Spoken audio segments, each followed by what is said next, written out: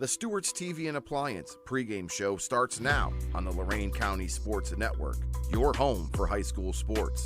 Tune in for the Coach's Corner presented by Buckeye Community Bank, where we speak to the coaches and get their thoughts on the season, this game, and their teams moving forward.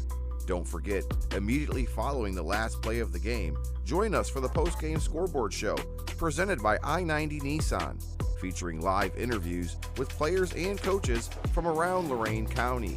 You can watch the post-game show live on Facebook at WOBL WDLW Sports.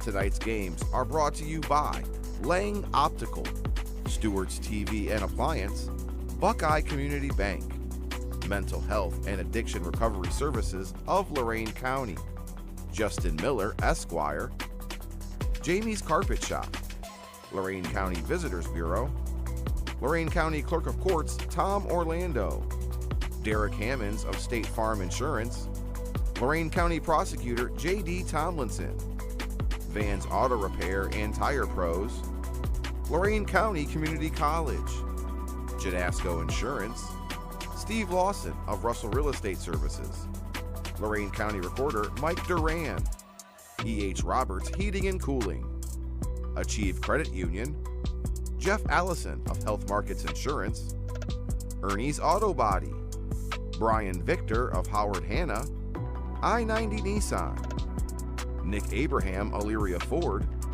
Al Januzzi CPA, Zabo Apparel Company, Valley Chevrolet, Jones Bones Barbecue and Grub, Network Land Title Agency, Big Brothers and Big Sisters of Lorain County, Rich Ramsey for Judge, Brian Baker for Lorain County Commissioner, Rich Resendez for Sheriff, Elyria Jewelers and Repair, Lorain County Commissioner David Moore, Jack Hall for Sheriff, Kelly Dieter for State Representative, and Giovanna Scarletta Bremke. After the break, we will talk to both of the coaches in tonight's matchup. Like, follow, and subscribe to Lorain County Sports Network on YouTube. It's time for Lorain County's Friday Night Lights with WOBL and WDLW Sports.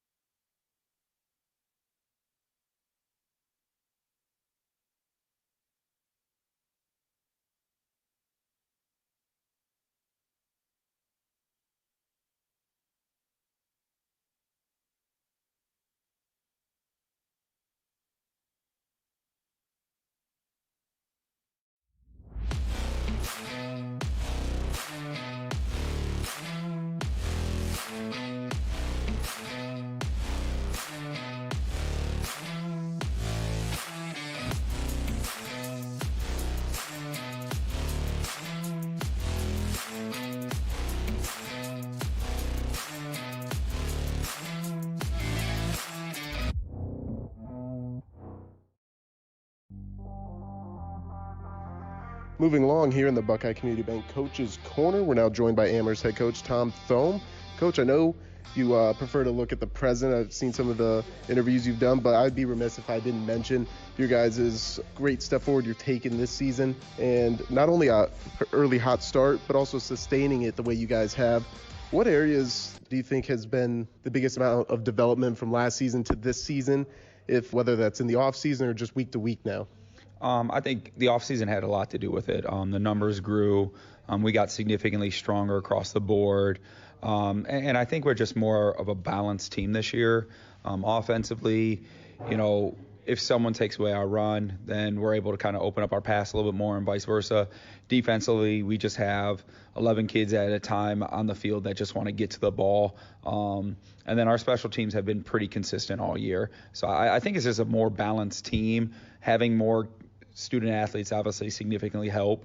And then just the work in the off season. Well, and it certainly has shown up your guys' depth and the amount of guys who played last season. And kind of touching on that a little bit, coming into the season, maybe a group that was either a question mark or you had a little uncertainty. Which position group would you say has taken the big step forward and maybe surprised your guys to surpass their expectations? It's without question the offensive line. We had five all new starters. 2 guys that didn't play last year that had played previous years. We had a kid coming back from an ACL, and he wasn't able to play his junior year.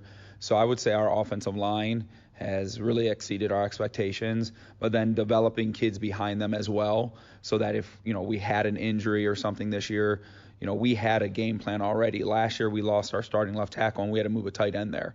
And that changed a lot for what we do. So I would say our offensive line, without question, is what's been our bright spot and really, as coaches, made us become a lot more dynamic offense. Well, and certainly that can sometimes have hidden benefits, but the most glaring, obvious one shows up in the stat sheet with your quarterback, Cole Norris. He's over 1,000 yards passing and rushing now. Is that something you saw coming, or was it kind of a surprise? And then the offense as a whole, you kind of touched on that balance there. No, this is something me and Cole talked about all offseason. He put on about 15, 20 pounds. We told him that to reach his personal goals with our team goals, he would have to run the ball a lot more. Now, he did exceed what, we kind of had like a goal for what we wanted him to rush and, yardage and touchdown. So he's exceeded that. But he's made our offense as a whole just more dynamic. His decision makings, the way he preps. So I'm very, very pleased with that. Well, him and Byers have been a lethal combination together and kind of shifting focus over to who you'll be facing this evening in Avon. They're an aggressive front, and they throw a lot of things at opponents. What is your guys' kind of approach to dealing with that and maintaining that balance we talked about? We're going to have to, do what we do every week. We're going to look at the defense, see what they gives us. If they're going to load the box, we're going to obviously have to throw. If they're going to, drop back in coverage, we're going to try to take our shots running the ball. So it's really going to be what Avon gives us, and Cole's smart enough that he can read a defense very well.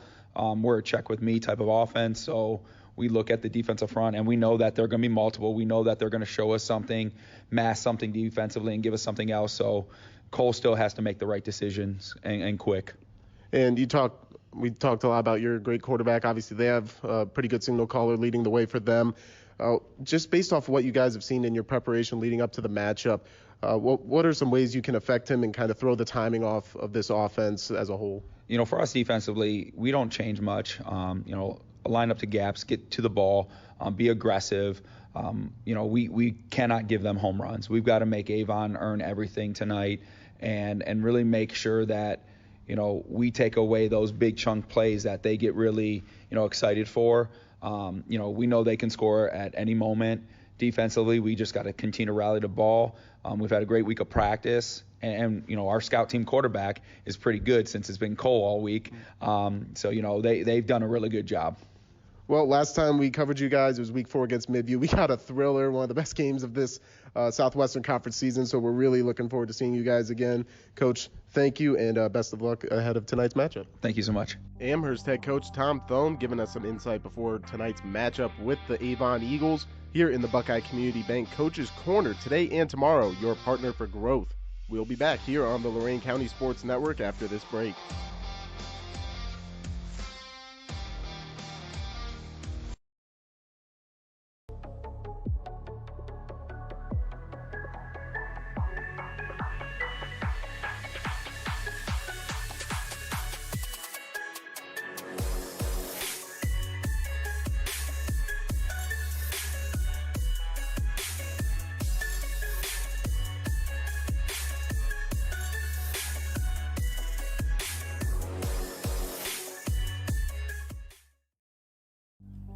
It's the Buckeye Community Bank Coach's Corner today and tomorrow. Your partner for growth, that's Buckeye Community Bank, and we're joined by Avon head coach Mike Elder. Coach, as always, we appreciate a few moments, and this is familiar territory for you guys.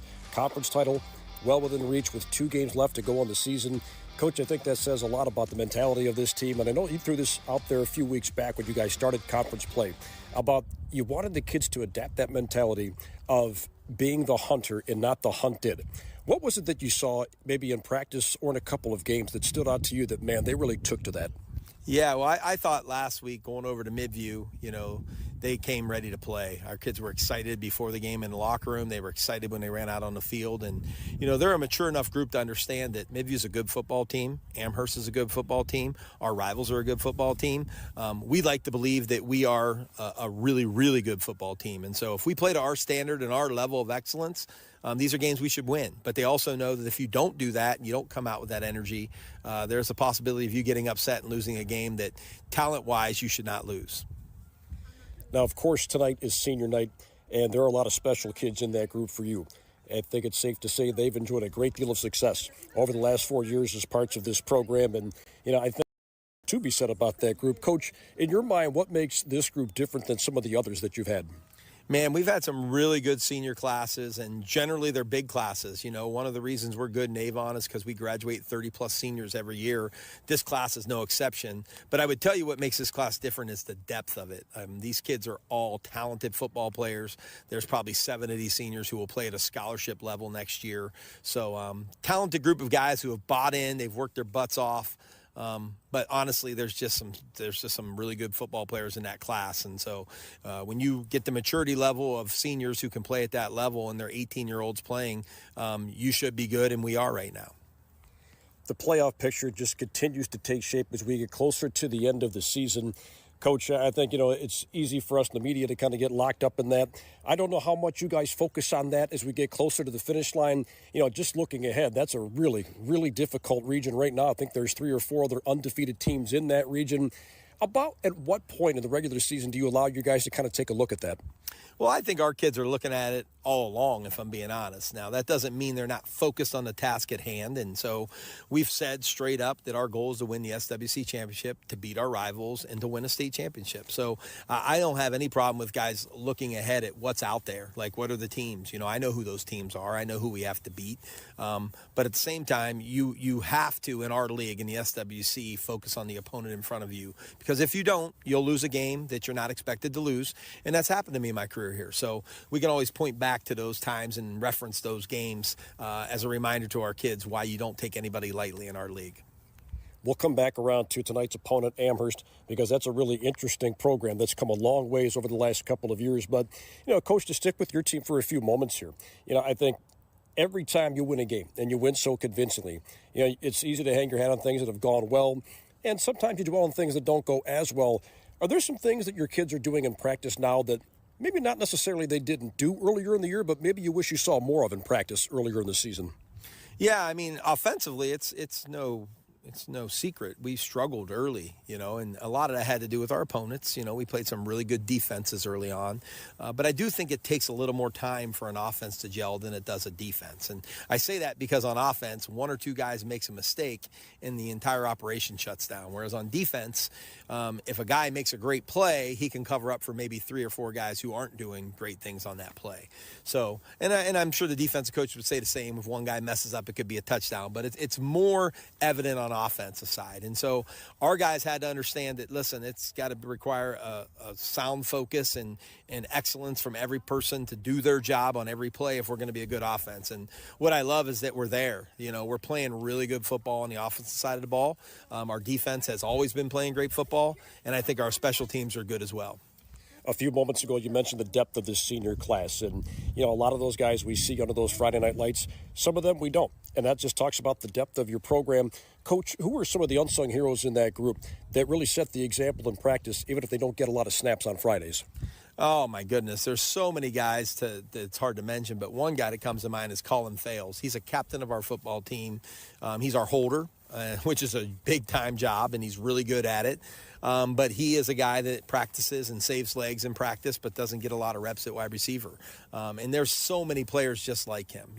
Matthew Garrett is a guy who rotates in for us. He gets 8 to 10 snaps a game on the offensive line. He would like more, but he's a guy who's bought into his role. Again, it provides quality depth as an 18-year-old body. And the list goes on and on. But our program is what it is because our culture is so good, and we have so many seniors who buy into the idea that, hey, I may not get the glory on Friday night, but I'm certainly going to get this team ready to play during the week when no one's watching. And we obviously put a lot of praise to those kids in practice, but they're unsung heroes for sure. Well, you take on Amherst tonight, and that's a team that's come a long ways from a couple of years ago. They've got a pretty nice defense for sure, and they can sling it offensively too. Coach, what are some things that they do really well that concerns you a bit going into tonight? Well, I think it starts with the quarterback position. They've got a guy that's a senior, and he's played a lot of football for them. He can run it, and he can throw it. He's very intelligent. He makes great decisions. And when you have a good quarterback, your offense can be pretty dynamic, and I think theirs is. There's a reason they've won 6 games. They're vastly improved. Their coaching staff's doing a great job. Defensively, what I like about them is they run to the football. They play hard. There's not many plays off for that unit. And so they're just a really good football team. And I made sure our kids understood that. Like, we have expectations of how we'll perform in this game. But I remind them that you're playing a good football team, a 6-win team who has a chance to get the 7 or 8 wins. And obviously, I think they can win a playoff game for sure. Coach, as always, we appreciate the time and best of luck against Amherst tonight. We appreciate it. Thank you. Avon head coach Mike Elder joining us here on the Buckeye Community Bank Coaches Corner today and tomorrow. Your partner for growth, that's Buckeye Community Bank. We'll step aside and take a quick timeout and come back with more after this on the Lorain County Sports Network.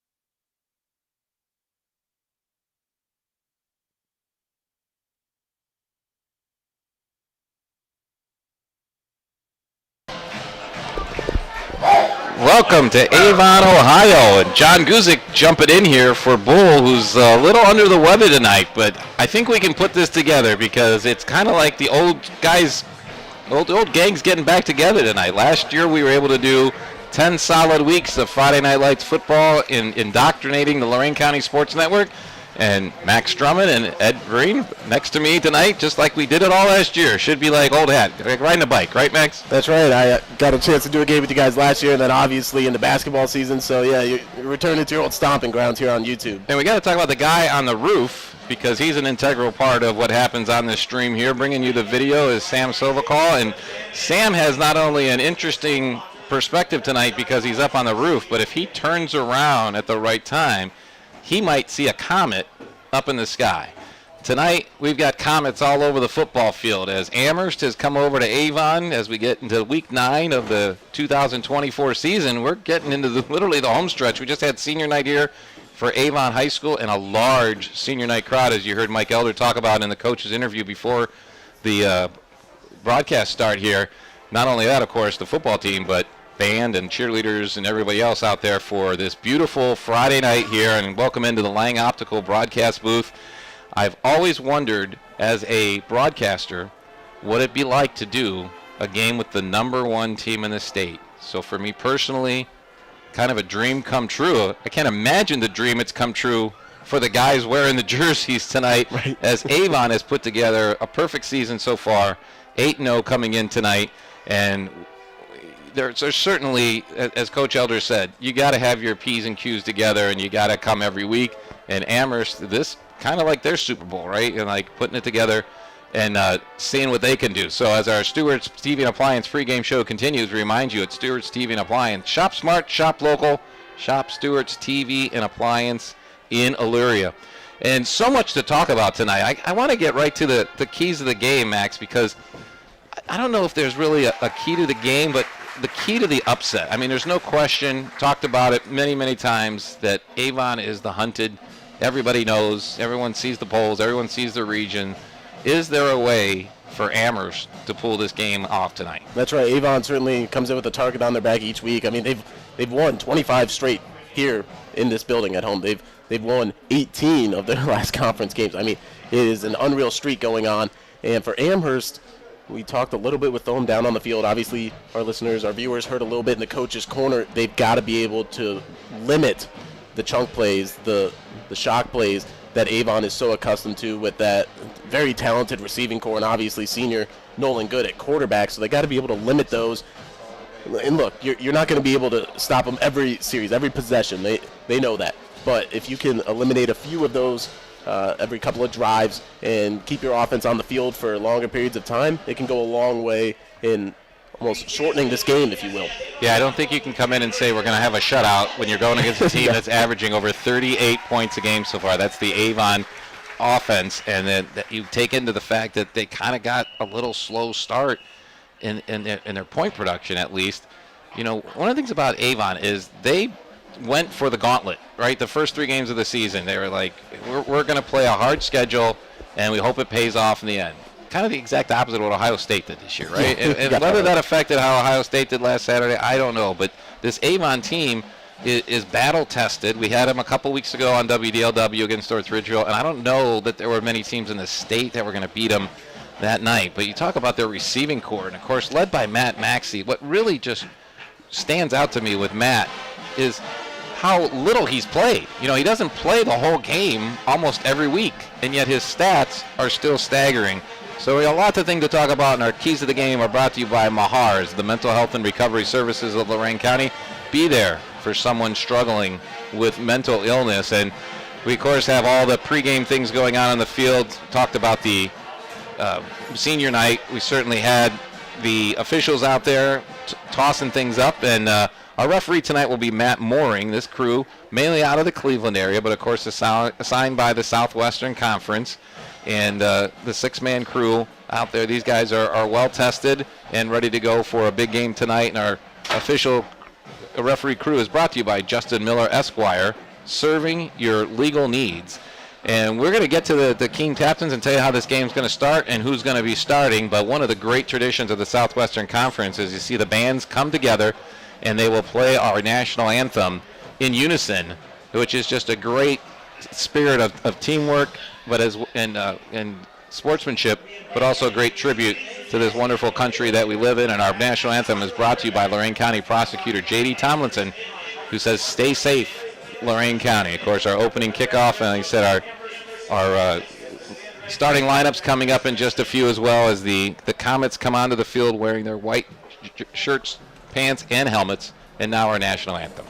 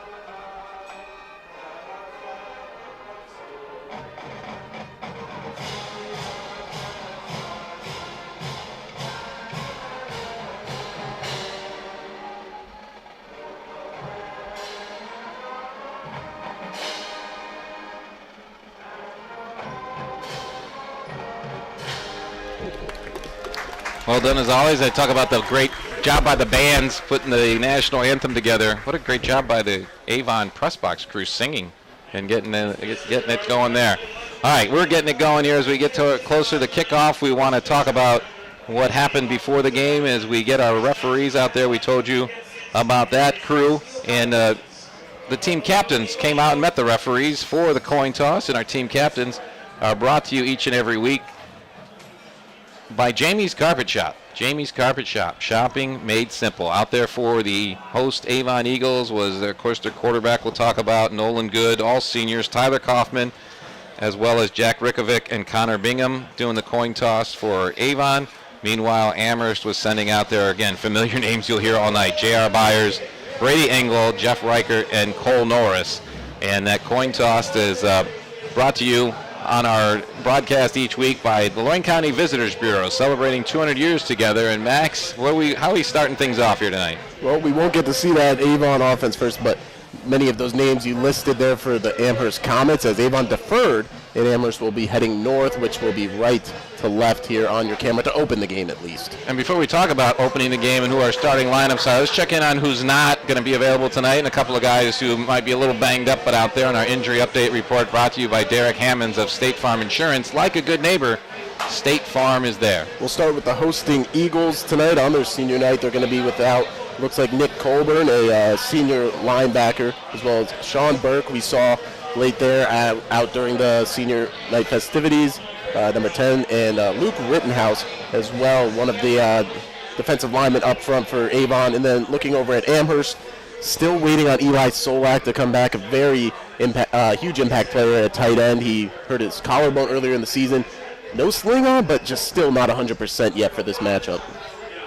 And we've got a wheelchair, unfortunately, for one of the Avon players who's already out on the field. We're waiting for the rest of the Avon team to come out. We just got a little over 3 minutes before we're scheduled for kickoff. And, man, I talked about the Comet being possibly visible tonight. It's just another beautiful Friday night for football in Lorain County, and excited to be out here as part of this. And our weather and field conditions brought to you by Lorain County Clerk of Courts Tom Orlando, a proud sponsor of high school athletics. And who wouldn't be proud of these conditions, huh? Well, you've got a point. 58 degrees, and that's going to be our kickoff temperature. And like you said, not a cloud in sight. So if these stadium lights weren't on, maybe we'd see a star over there too, but not likely with these great lights here. They'll be coming in a little bit, but here we go with our starting lineups. As Max mentioned, Amherst going to start with the ball, so we'll start with their offensive starters, brought to you by Vans Auto Repair and Tire Pros, your trusted local auto repair and tire shop. So Cole Norris will be the quarterback. He's well known. We're going to talk about him so much tonight. 6'1", 205 senior.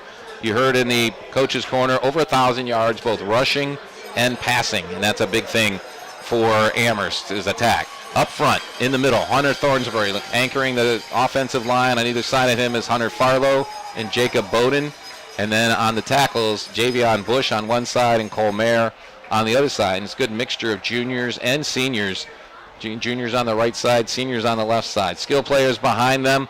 We're going to start with Luke Schreiber. He's going to be a tight end. Just 6 catches this year, but one of them did go for a touchdown. Of course, they'll use him a lot for blocking. Outside is going to be Cale Charles, who's got 17 catches on the year, and as well as 3 touchdowns. Tristan Young, leading receiver for Amherst. He has 20 catches already this year. 4 of those have gone to the house. David Dudziak will be in the slot. And, of course, the running back for Amherst is going to be just a 5'8 guy, but a 200-pound senior with 849 yards rushing for himself. He's found the end zone 7 times this year, and that's J.R. Byers. Looking over at the Avon defense, who will have to defend them, will start up front. Sam Toniolo, can't miss him, 6'5", 240-pound senior defensive end. Jeremiah Kelly in the middle, holding it down, a fellow senior. And then, you guessed it, another senior, Jason Gillespie, over there at the other end spot. Moving up to the linebacking unit, Ryan Stolarski and Owen Garcia both holding it down there. And then we look at this secondary in this 4-2-5 lineup. They have Andrew Velasco at their star position, number 17, a senior, and Jack Rickovic, also 5'10", 242-pound senior. And then in that secondary at corner, Aiden Atkins, as well as Alex Rivera. And then we have a pair of junior safeties with Trevor Malley and, of course, Jacob Weatherspoon, who is a freak athlete out there for the Eagles. One of the things that's impressive about this game tonight, especially on the Amherst side more so, is that they have really, since Coach Thome has come along, they've really added numbers to their program. There was he mentioned in the coach's corner as well, there was one of his starters now who stopped playing and now is back, came back to be a part of this team, because things had kind of like really stagnated for Amherst. Great number of white jerseys over there on the far sideline. But my goodness, the program that Avon has put together, the black jerseys and the gold helmets in front of us, on the home side of the field are just amazing. And the activity going on before the game with the younger kids they have out there, as well as the younger cheerleaders. We've got the whole junior cheerleading team out in front of us on the track, as well as the regular cheerleaders. And we're just about ready to go with the opening kickoff, which is brought to you by Lorain County Community College. Kick off your future with LCCC. As we mentioned, Amherst, they're obviously eager to go. They were out here several minutes before Avon took the field, and obviously out on the field with their kickoff return guys ready to go as well. The returners for Amherst should be back there. I'm going to look around and make sure we check our numbers, but should be David Dudziak as one of them, as well as Quinn Feckerty. But there's been a lot of return guys for Amherst, and I think a lot of that has to do with the shorter kickoffs that sometimes have come up. But thanks for having us along here on the Lorain County Sports Network here on YouTube. The Blue Stream, we have to call it this year because we've got multiple games going on tonight. That's right. And a really good one over there with Avon Lake and North Ridgeville. You could even switch. Can you do picture-in-picture on YouTube? You can go back and forth between them, which I wouldn't blame you. We've got some great Southwestern Conference showdowns for you. Amherst goes to North Ridgeville next week. Avon goes to their rivals, and those two teams are playing tonight. And we are underway as Owen Warwick gets the kick away, and it's received just inside the 6-yard line on our near side and getting some nice room and all the way out almost to the 30-yard line. Is, again, I'll mention all their kick returners. That's one of the ones that wasn't even on our list, but Nick Wilkinson, that may have been his first kickoff return of the season, and a nice one, getting about 24 yards on the return to give Amherst good starting position at their own 30, and it's going to bring our first snap of the game, brought to you by Janasco Insurance, the protection you need, the service you deserve. And I'll mention that Maria Janasco, I'm spoiled when I'm on the radio side of things because we get all those studio updates. Right. We'll get you some score updates as the game goes along here, especially as part of our halftime show. Amherst ready to go. Cole Norris, the quarterback, in the backfield by himself. This is the check offense that Coach Thome talked about. He got 3 receivers to the right, couple out to the left. And certainly reacting to that stacked front right now. Norris trying to make the good read. He's going to throw. Nope, it's a draw, and he's right up the middle of the field, and he's got some room to run. A nice 7-yard gain on first down, brought down by Tyler Kaufman after a nice gain, and we're underway here in Avon in earnest. Well, and they're probably going to have to do a lot of that throughout the evening, spreading them out, giving them false looks, if you will. Right there, the QB draw, perfect way to start this drive. 2nd and 3. Amherst right back out there with the no huddle, but it's not a hurry-up offense by any means. This time you got Byers to Norris's left in the backfield, slot to the right, twin receivers left, snaps a little bit low, but handles it, hands to Byers, and he's immediately cut down as soon as he got to the line of scrimmage. And jumping in there for Avon is Ryan Stolarski for no gain, and immediately put Amherst into a 3rd down situation. They're going to give him a game of almost one. Well, the sideline marker shows it closer to the 38. The ball on the field is closer to 37. We'll call it 3rd and 3. No gain on that last play. Norris right to the line. Now checks with his sideline. Yeah, right there, they just tried zone blocking, and Stolarski way too quick for those linemen. And low. That was a key to that play. He gets low on that one and makes the play. 10:38 to go. Clock moving here in the first quarter. First possession. Norris going to keep it himself. Can he get the first down? He's really close. Leans forward. Does manage to get across the 40, which will move the chains. First down of the game for either team, as this is Amherst's opening drive. Well, and that took guts to get up in there, because that time it didn't look like a design draw. It may have turned into one, but he had a couple receivers right at the sticks, and instead he just takes the sure first down picker-upper right there. You're going to see a lot of tempo offense by both of these teams tonight, but you'll see how quickly Amherst actually snaps the ball, because trying to get into a running match with Avon is probably not a good recipe. Staying under control, and you can see play clock all the way down to 10 seconds already. Snap comes to Norris, and a flag comes out before anything could happen, and we're going to get lined up in the neutral zone by Avon, and Amherst will be happy to take an extra 5 yards on the first penalty of the game.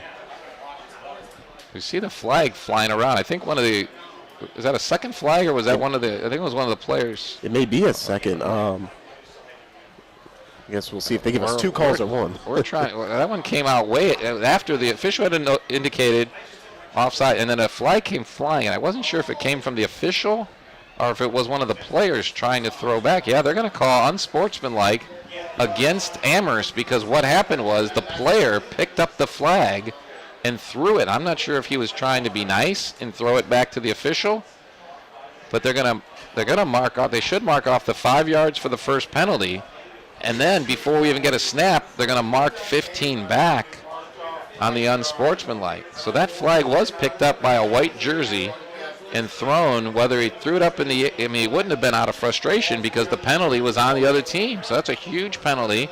Instead of 1st and 5, you're now going to be back to 1st and 20.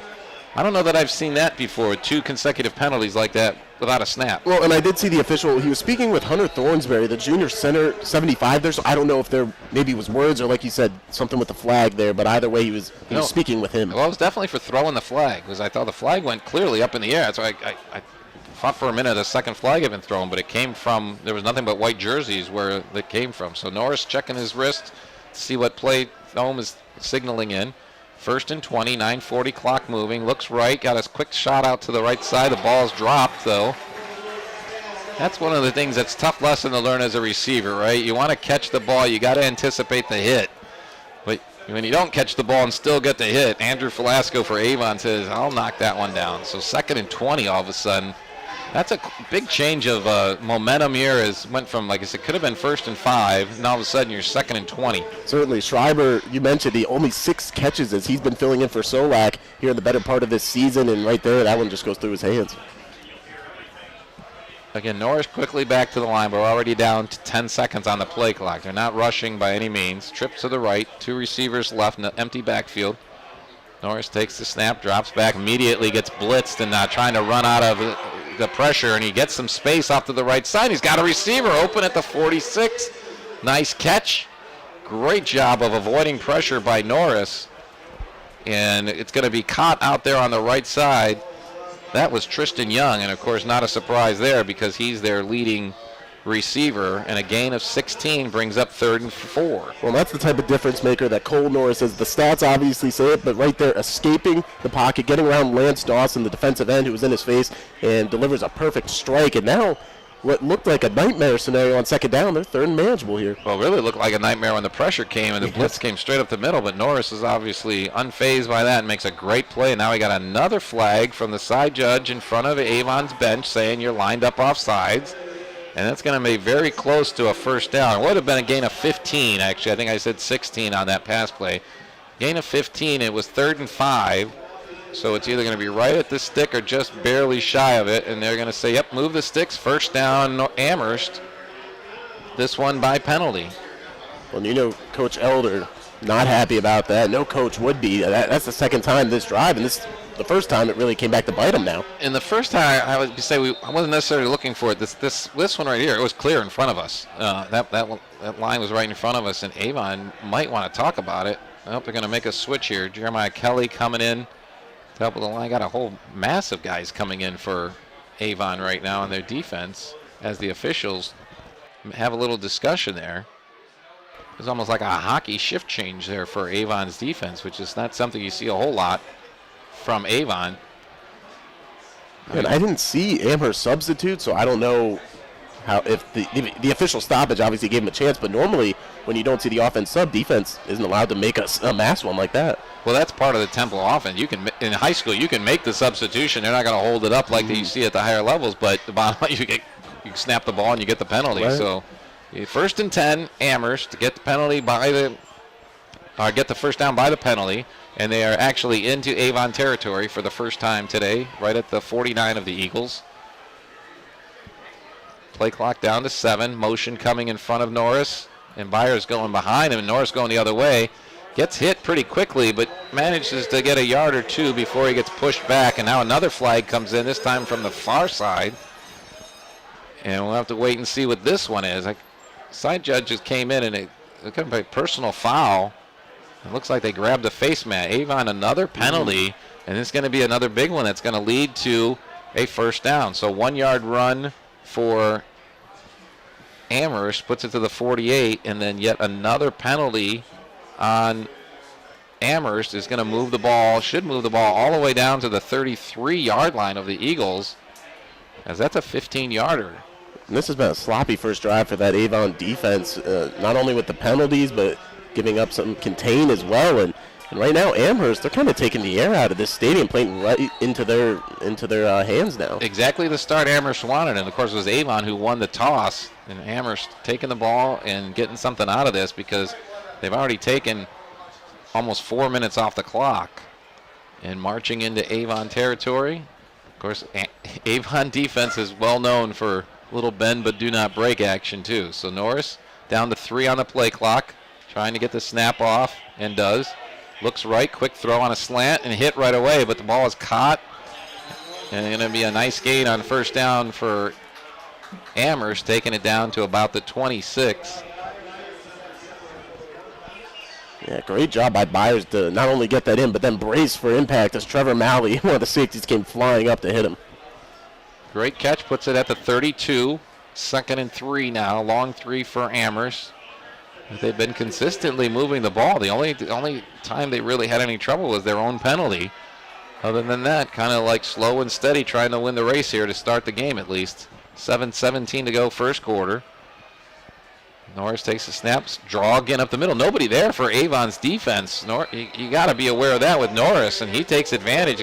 How about reading the defense and taking what they give you? I'm not sure that was what was called from the sideline, but that's what was the right play to call as Norris takes it into the red zone all the way down to the 18-yard line, a gain of 14. Well, they absolutely trust him to make decisions like that, and he's proving why on this opening drive, just play after play. He's finding hidden yardage and keeping this drive alive. As good a start as Amherst could ask for, and the penalties by Avon have to be driving the coaching staff on the sideline up a wall, because that is certainly something that is stressed and needed to be a championship team. Snap to Norris. He looks right, but then he's going to run it himself and gets enough to get him inside the 15 now. Let's see, they're going to mark him at the 12. So that'll be a gain of 6. Again, very methodically moving down the field. And as we get into the red zone, it's brought to you by Steve Lawson of Russell Real Estate Services. Selling or buying your next home? Visit superstevesells.com. Amherst right at it. But again, the check offense, they look to the sideline. Play clock still at 16, so plenty of time to get this one off. Well, on that last play, Avon, they've got athletic linebackers. Normally that's enough to catch the quarterbacks. Right now, it's not for Norris. Byers shifts back into the backfield, gets the handoff, not going to get much going, but a flag comes in from behind, and usually from there, you're looking at a hold on the offense, but let's see what the indication is before we get that far. But for Byers, pretty much a no gain on the run. And the call is holding on Amherst. Going to be their second penalty. A lot of penalties on this opening drive by both teams. Second one on Amherst, and they've both been huge ones for Amherst. One an unsportsmanlike for 15. This will put them back another 10. Well, Max Hawk as well as Lance Dawson, a couple other guys were subbed in on that play to help break up this this opening drive, and they did a good job there forcing the penalty. And that's the thing we talked about in the pregame. This depth is outstanding for Avon. It's like that at a lot of positions, but especially up front. Tonight you're looking at 2nd and 15, back outside the red zone now.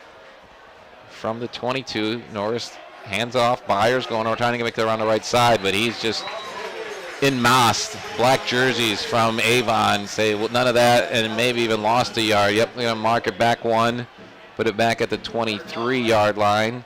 So a loss on that play for Avon, or for Amherst, puts them in a 3rd and long. And one of the things Max and I talked about watching on the warm-ups on the field, it appears that Amherst has not attempted a field goal yet this year, which is kind of hard to believe. So the fact that you're this, I don't know that you can say you're in earnest field goal range yet. If Amherst can't get something out of here, but could be 4-down territory. 3rd and 16, 4:58-7, and clock moving here in the first quarter. Yeah, we saw a couple warm-ups from the 25, but like you said, nothing solidified in a game yet this season. Norris looking to pass. Is he going to run? He's trying to avoid pressure, and it's going to be the first sack of the game. And he gets brought down. Almost a late hit, but no flag came out on that one. Tyler Kaufman coming in and pretty much untouched, getting in Norris's face. Kind of a delayed blitz by Kaufman, and a loss of 6 is going to bring up 4th down. Is there a flag on the field, though? Yes, we got a hold on Amherst. That'll be declined. So, again, another very costly penalty, because if that would have been a successful play, it would have got wiped out, and now you've got 4th and a mile They got to get down inside the 10, and they're doing this from their own, from the Avon 29. Well, look, I know this coaching staff doesn't believe in moral victories, but right here you got to at least move the field position, get around half back just to help set your defense up a little better. Keep in mind, Norris is the punter, so if he wants to pooch it into the corner, that's an option as well. Norris takes the snap. He's going to throw or run. He's avoiding pressure now, buying time. Makes an Avon miss, goes in the end zone. He's got a receiver back there, and it's broken up by two different Avon defenders to end the drive. Impressive drive for Amherst, but they end up coming away with nothing on the opening drive. And back there for Avon, I see Jacob Weatherspoon running off the field, and I believe it was also Trevor Maley who was part of that coverage back there. Incomplete pass ends the drive. Impressive one. 7 minutes and 49 seconds of time, and turned over on downs as Avon will get their first drive of the game getting going here with 4:11 to go first quarter, and no score here. You're on the Lorain County Sports Network. John Guzik along with Max Drummond, Edwin Vereen, and Sam Sovokal on the crew bringing you tonight's game, and Avon starting from their own 29-yard line, which is almost the exact same spot that Amherst started their drive.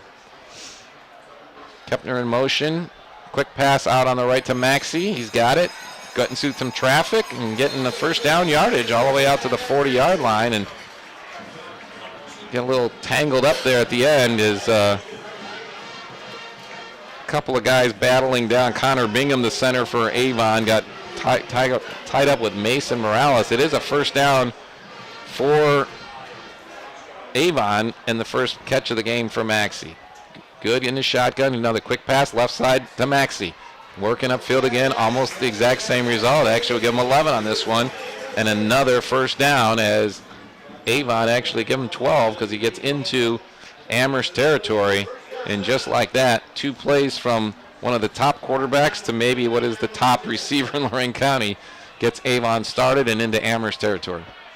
Using a couple quick hitters early just to get this passing game established, and it's working to perfection right now. And now Amherst is going to give Avon an extra 5 yards with an offsides penalty.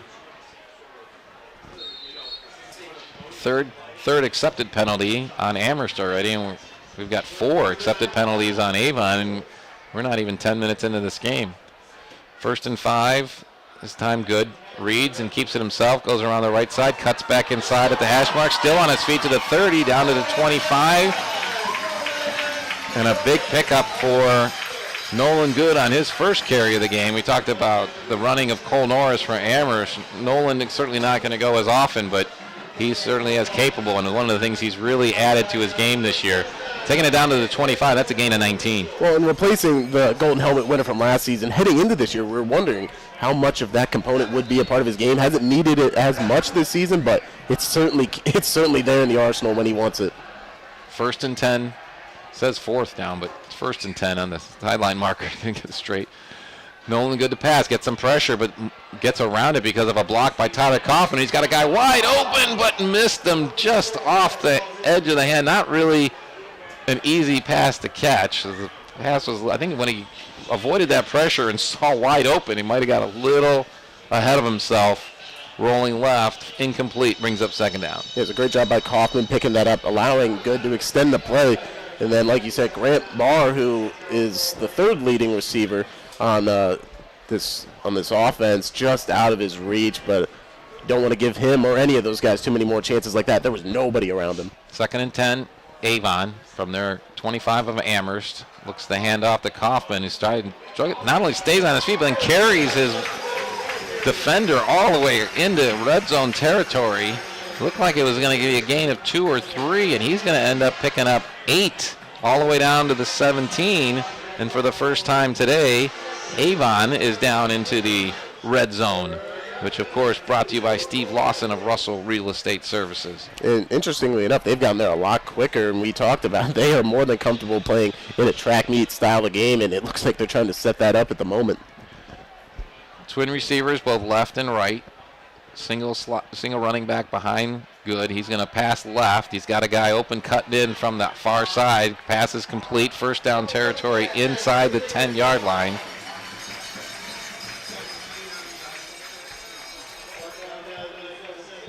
Great job there, reeling that one, and Grant Barr gets his hands on it and then shows what he can do after the catch. And these Amherst defensive backs right now, they're giving a lot of space off the line just because, well, we heard Thone talk about it. They don't want to give up any of those chunk plays down the field, and they haven't so far, but it's a lot of the underneath stuff working right now. And how about you mentioned the first two plays going to the top receiver, Matt Maxey, and it really, Barr gets a couple catches on this opening drive. Just shows how deep this Avon team is and what makes them so dangerous. We're under 2 minutes here in the first quarter. Good. Hands off. This one's, no, he's keeping it, and he's cutting back in, and he's getting to the end zone.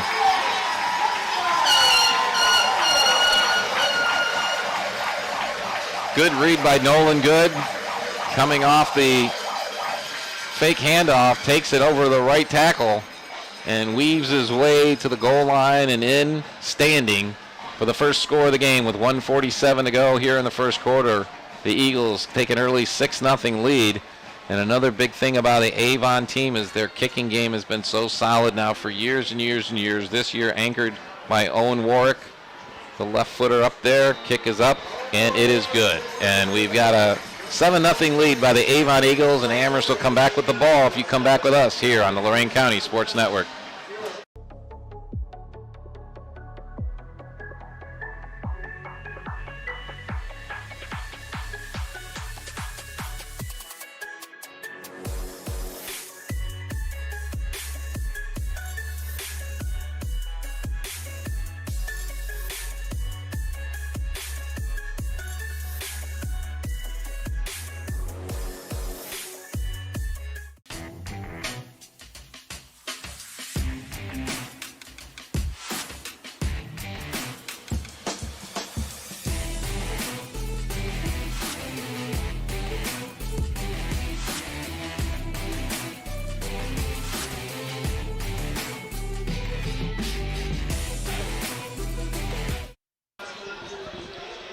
Back here at Avon, where it's senior night for the Eagles, and it was a senior-led drive that took them to the first score of the game, puts it in the end zone with 1:47 to go. Nolan Good taking himself the last 8 yards. Drive was 71 yards in total, just 7 plays to go that far. That means you're averaging over 10 yards a play, and that includes an incomplete pass on there.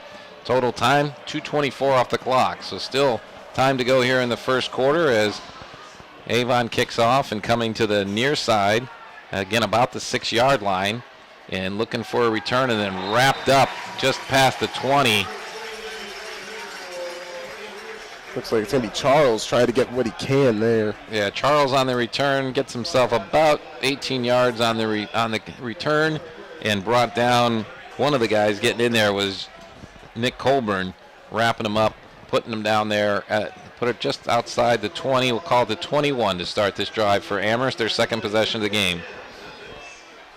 And now we'll see what the Comets have in store. Obviously ran 13 plays, but didn't come away with anything on that first drive. So we'll see if they stay with what they did last time. A lot of this check with me, looking over, taking up time, or if they try to speed things up here to match Avon. Well, without question, that Amherst drive, it was really self-inflicted wounds with a couple of penalties as they got into the red zone. Here they're going to try to start this drive off with a run, and it's going to lose a yard or two.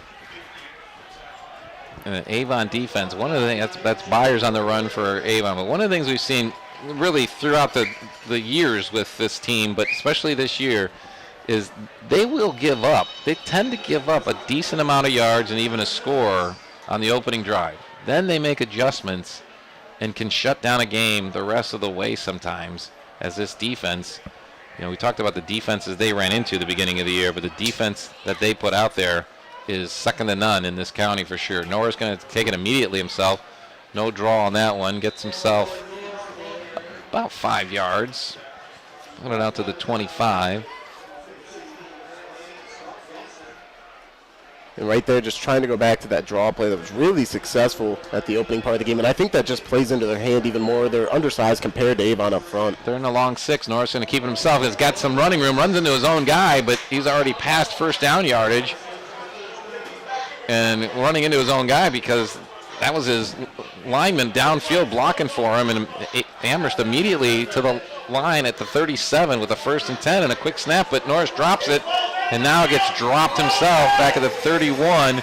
Ryan Stolarski, talked about that name a lot here in Avon on their defense.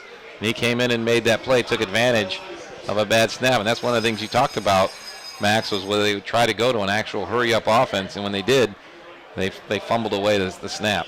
Yeah, an unfortunate break there, and now they're behind the chains again. But they found themselves here a few times already, and they've been able to see their way out of it, a couple of them. So interesting to see how they choose to attack here, if they'll go to the air at all. Loss of 5, so it brings up 2nd and 15, and we're going to get a stoppage of play as the clock has run out here in the first quarter. When we come back, it's 2nd and 15 for Amherst on their second drive of the game. The Avon Eagles up 7-0.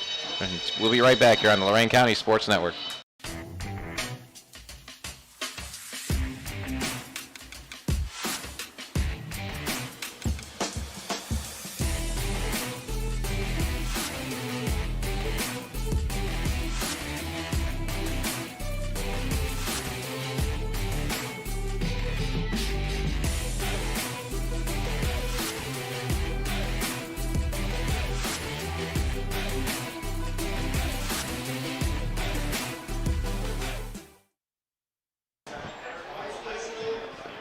Can't say thank you enough, and please, as you watch and hear the names of the people that have brought you this second Lorain County Sports Network football season, please, when you're in the market for those services and businesses, please patronize locally, because that makes it all possible. And we're covering 5 games again tonight, 2 of them on the Lorain County Sports Network YouTube channels, as well as on our radio stations, WDLW and WOBL.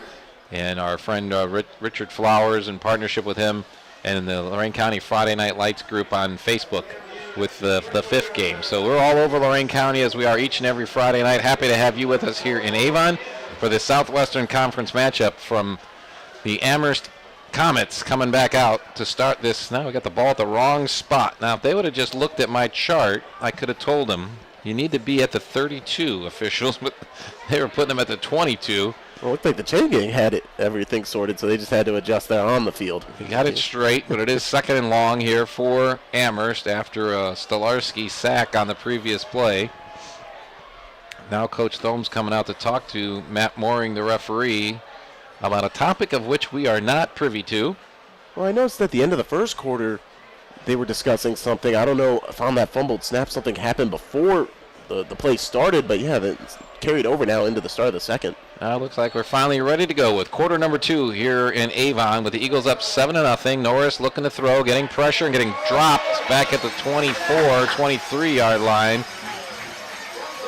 It's the 3rd time that Norris has been dropped for a loss here early in this game. The Avon defense stepping up here on this second drive of the game. They'll put it down at the 24, so we'll call that a loss of 8. I think Gillespie getting his 6th sack of the season. That's a team leading number right there, and it's another instance where they bring pressure. Both Owen Garcia and Ryan Stolarski trying to find gaps to get through, and eventually the protection's going to break down when you're close to 5-on-5, 6-on-5 sometimes. So now you're in 3rd and extremely long instead of just 3rd and regular long.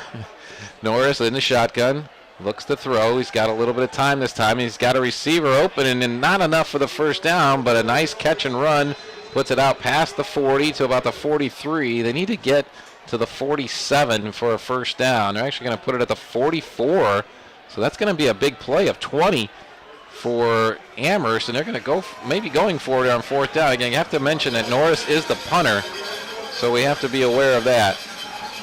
Well, and just 3 catches coming into this game for Byers. He already has 2 tonight for 28 yards. And that was a big one, getting himself out in space, open, and a big gain. And 4th and manageable here, and I wouldn't be surprised if Amherst goes for it. Still 10 on the play clock. Sometimes they line up quickly, hoping to draw the defense off and get them excited. Now Norris looking more like he's going to punt, and he does. Gets a quick kick off. A nice kick for having not as much space. Started to get an Amherst bounce, and then kind of went straight up and is going to end up at about the 22-yard line. So a punt on the is going to be 34 on the punt, and no return. So nice job by Norris. And as the quarterback and a punter that can put that kind of space on it, it really keeps the defense honest up front, and Avon didn't have anybody back. 10:18 to go here in the second quarter, and that's what time will be on the clock as Avon starts their second drive of the game in their own territory. Well, to an extent, you can certainly understand Amherst considering going for that just with the flow of the game, but you want to be able to give your defense another chance. They've only had one look at this offense so far, and they want to be able to implement those adjustments they just made. Nolan Good, the quarterback for Avon, in the shotgun as usual. Sends Maxey into the slot on the right side. Takes the snap, going to throw, looking, has time, has a guy open. Guess who? Matt Maxey catches the ball at about the 45, and goodbye. One-play drive for the Avon Eagles, and Matt Maxey makes it happen. They get a little dance from Jeremiah Kelly and one of the offensive linemen back at the 30 as the celebration is on for the Avon Eagles. That one goes 78 yards. Good to Maxey. That was amazing. Well, they tried to bring a little bit of extra pressure off that left side, maybe a stunt in there, but nobody got home, and Maxey was left one-on-one with a safety, and I don't care what team Avon's playing, that is not the best case scenario by any means for that defender. Warwick has the hold down, kick is up, and it is good. So Avon quickly now, it's a 14-0 advantage over Amherst, and we'll come back with more and see if the Comets can answer on the Lorain County Sports Network.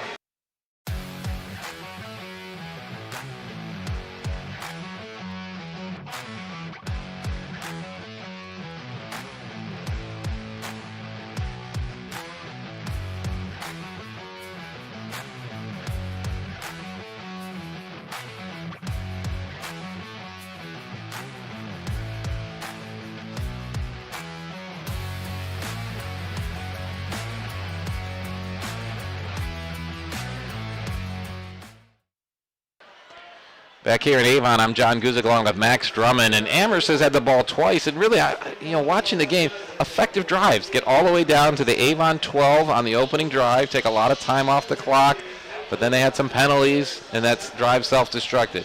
Second drive, not quite as long, but a nice punt puts their defense in the field position you want. But my goodness, we said it so many times over the years, good to Maxey, 78 yards, one play, 11 seconds off the clock. And just like that, even though two effective drives by the Amherst offense, it's 14-0 Avon. Yeah, Amherst has found a few plays that have been able to work, but good adjustments by Avon to respond, and then also a few of those crucial either penalties or just mistakes that is hurting the Comets right now. Kick is away, grabbed about the 9-yard line on the far side, and then stacked up as soon as he gets across the 20, kind of the same as the last kickoff return. And I think that was Charles again bringing it back for Amherst. And Amherst going to start at their own 21-yard line with 10:01 to go in the first half. And now you got to see what the Amherst offense, kind of what they can learn from those two drives, because the first drive, very effective, again, got all the way down to the 12-yard line at one point. And then they had a big play that almost was able to break open in their own merits, with Byers catching a pass from Norris, but just short of the first down marker. Of course, we know the bread and butter of this Amherst offense is the rushing attack. However, as this game goes on and the situation they're in right now, down 2 possessions, it's going to fall on Norris's arm most likely. Well, also the fact that even in these first 2 possessions, there hasn't been a lot of rushing, and that's a lot to do with the Avon defense. And here's a quick shot out to the left side and getting some space and making a man miss, getting all the way out to the 40-yard line for Amherst with a big first down play. And I'm trying to get the number as he's bent over trying to get that. It is Carl Charles again, right? That's right. Now Great move at the end of that, too. First down at the 43-yard line, a gain of 22. And here's a run straight up the middle, getting some room and making a miss, and then a spin right down to the middle and cross midfield for Amherst. Norris taking it another first down yardage to the 49. Here's a direct snap again and straight up the middle.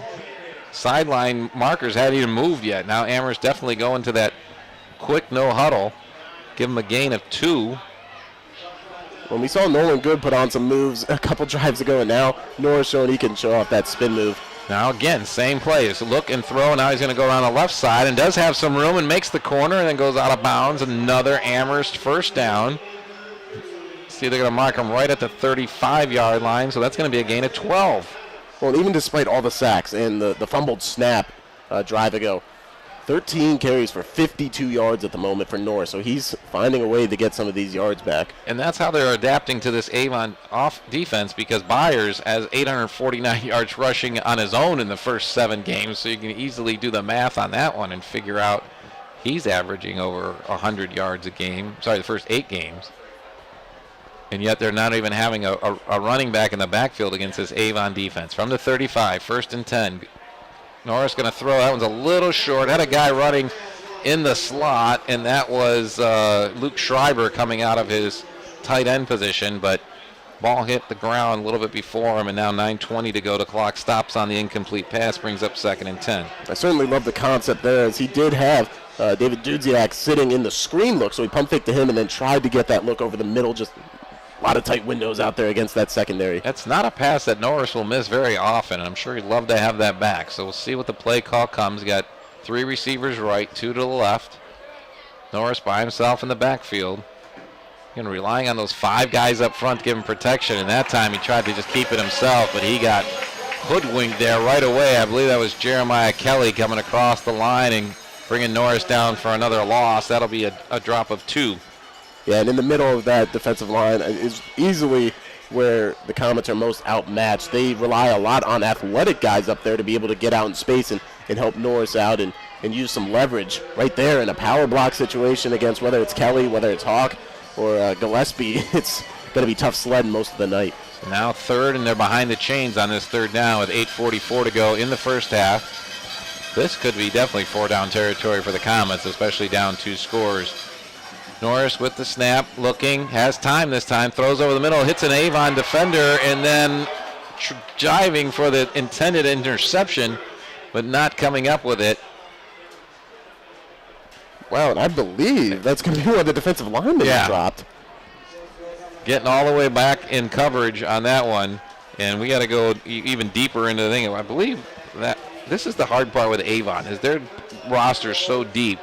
Could have been Nolan Robke maybe. We're in that 50 by the looks of it. Either way, it brings up 4th and 12 on the incomplete pass, but that was a dangerous one because they originally hit an Avon defender anyway, and really no chance for Amherst to get a completion on that. And Norris, again, has over 1,000 yards passing as well this year, so not seeing his best work on these last couple plays, but see if they can pull off this 1st down, and he overthrows that one. I think there was a little bit of a misread. Charles cut in at the 1st down marker and headed for the post, and I think Norris was expecting him to go straight to the flag in the corner, and it falls incomplete, and for the 2nd time today, Amherst turns the ball over on downs. Well, and the toughest part about that concept right there, the play they called, everybody else is over to the right, so as soon as he pump fakes and looks back left, with how aggressive and effective that pass rush is, you either have to go to that or you have to throw it away. There's no other time to look anywhere else. 8:28 to go in this first half. Avon back out there. Two possessions, 2 touchdowns, 1 good running, 1 good passing. And that's where we're at here so far in this game. Minute 33 is all that Amherst took off the clock on that drive, which started so promising. Multiple 1st downs they get, though. Kind of a bunch look on offense, and Good turns around and hands it off, and it goes straight up the middle, and then missing a tackle. And started to heading out left was Tyler Kaufman, but then quickly wrapped up before he could do any further damage by the Amherst defense. And getting over there first for the defenders was Oliver Feckety. And he did a good job getting back into the play. He shot upfield because there was a reverse action, so he monitored that, saw it wasn't going there, but good job getting back in the play, limiting that to only 5, but still another good start to a drive for Avon. 2nd and 5, handoff again. This time getting tied up at the line of scrimmage and then dropped backwards. And I thought they were going to give him forward progress, but they're going to make a loss of 1 on that one. Puts it back at the 41 and brings up 3rd down. I have to look at my chart, but I believe this is the first 3rd down that Avon has faced so far this game. Well, and we talked about before the game, limiting the big plays. Now, obviously, last drive, Avon was able to get one real quick to Matt Maxey, but outside of that, they haven't been able to hit a huge chunk play, and definitely not in the running game yet. So they're, for the most part, sticking to that game plan, but really, we'll see if they can do it here on a 3rd down situation. And it is 3rd and 6 from the Avon 41. Eagles up 14-0. Snap comes back, good, looking to throw, has time. Now puts it down the middle, and guess who? Matt Maxey all by himself at the 32, and now he's going to try to beat his Amherst defenders to the corner, and he does for the second touchdown of the game. Good to Maxey. That one started about the same spot on the field that Maxey caught his last touchdown pass, but he had to work a lot harder to get to the end zone on that one, and he did. As the safety that time made sure that you could tell that the we got a flag back on Avon. We're going to bring it back. And Maxey limping off to the sideline at the end of that play, too. Well, we saw Maxey the first week of the season down at Cleveland Brown Stadium when they played Ignatius, and he came off with what looked like a leg injury at the end of the first quarter that looked like it could have been even possibly serious. And then the next thing you know, he was back in there in the second half without any trouble. But it just makes me wonder if there's an injury maybe he's been even battling all year, and as he dove for the end zone, he didn't get anywhere. So we started that last play at the 41 because of the hold. It's going to take it all the way back to the 24-yard line as the hold is in the backfield. It's one of those rules in high school football that even holding is a spot foul behind the line of scrimmage. So in essence, it ends up being a 17-yard penalty, and a huge one because Maxey had found the end zone. I started to say that the strategy there was the safety to not let Maxey get behind him, but what they didn't account for was Maxey being able to make some moves out in the open field and then having the speed to get to the pylon. But either way, Amherst stays alive, still 14-0. Good to throw. Steps up in the pocket, going to run it himself. He's got some room, 35-40, still on his feet, and then knocks sideways at the 42 and knocked down about the 44-yard line. Coming in there was Mason Morales to give the big hit. When you hold your breath, right? Because when he was at the line of scrimmage, it looked like they might converge on him. And once he hit the open field with him, you always got to consider, could he go the distance? And he almost went all the way back to the first down marker, but now it's a tough spot for the Comets. You imagine Avon could give you a look. They might go for it here. But it is fourth down from the 44. Needs a solid 3. Avon lining up like they're going to go for it. Certainly wouldn't be surprised if they did. 6:05, clock moving here, second quarter. But now a look to the sideline, a timeout called by Avon, and I'll probably get the punter when we come back from this timeout. It's Avon 14, Amherst nothing on the Lorain County Sports Network.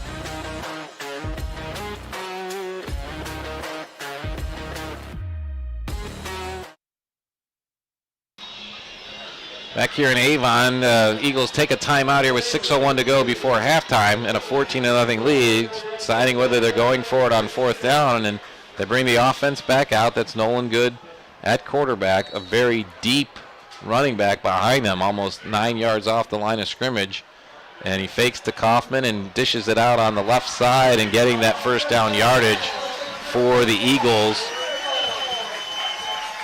That's going to be Ty Bierman coming off the tight end spot, his first catch of the day, and it's a big one as it gets him into Amherst territory all the way to the 44 and a first down and a gain of 12. Well, the big tight end, he is very effective, was an all-county guy last year. Just 10 catches so far this season, but you see right there he comes up in crucial spots, and he was on the right side of the formation, drifted all the way to the left, and Amherst defense just forgot about him. Good find by Nolan Good. He's back in the shotgun, 1st and 10. Fakes the handoff, looking left, looking deep, throwing it out there for Kepner. It's over the left. He was kind of looking over his right shoulder.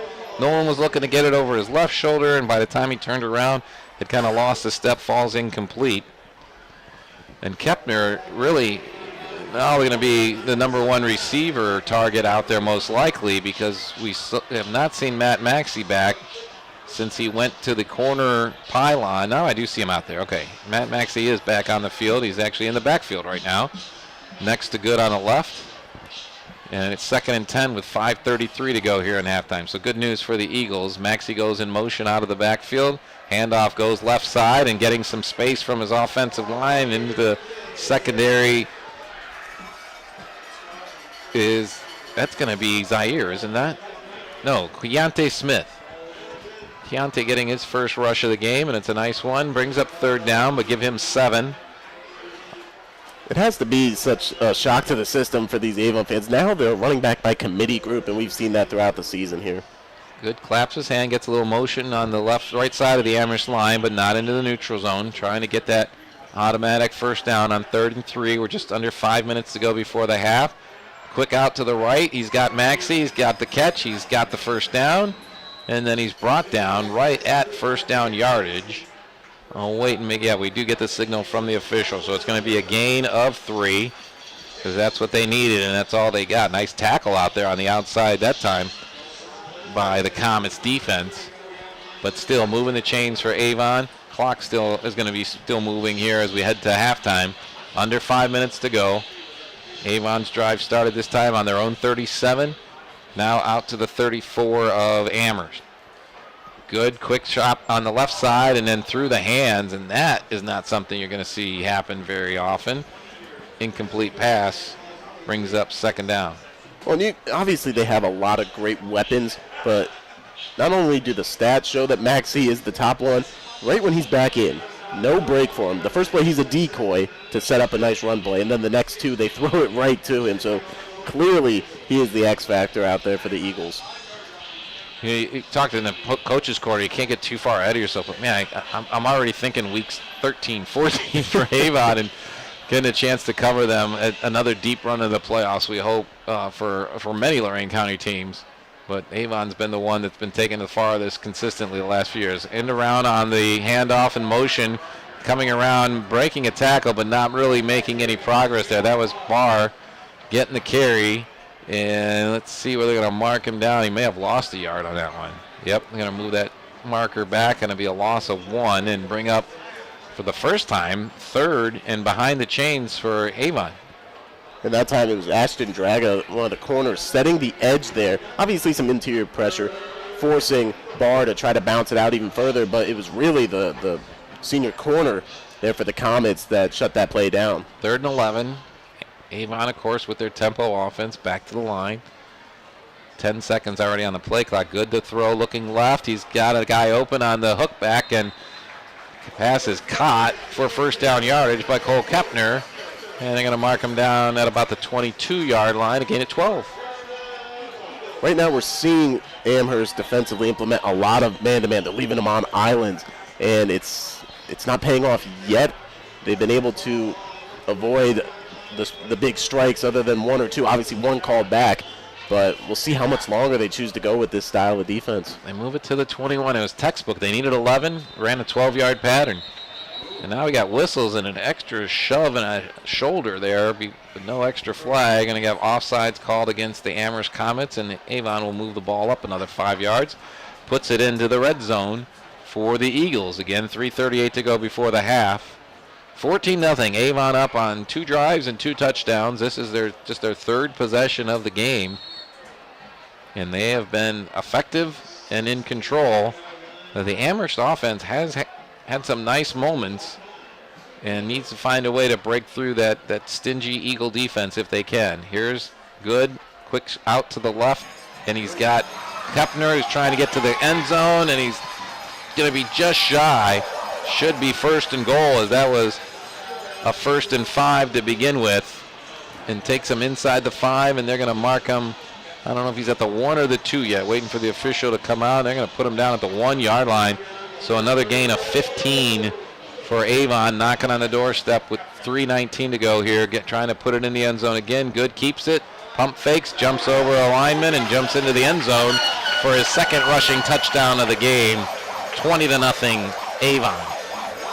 And at the end of that drive there, Nolan Good, I say the end of the drive, the entire game, he's just shown the chemistry with these receivers. That last play, he literally had the ball out before Kettenherd he was still another 2 steps before his break in his route, and then right there, showing off the hop. So we've seen some spins, we've seen some speed, power, and right there just leaping into the end zone. And definitely not the play called in the huddle, and good adapting to what the defense gave him, and Warwick putting the extra point and getting it through the uprights makes it 21-0 Avon, as we'll come back for the final 3:15 of the first half after this on the Lorain County Sports Network.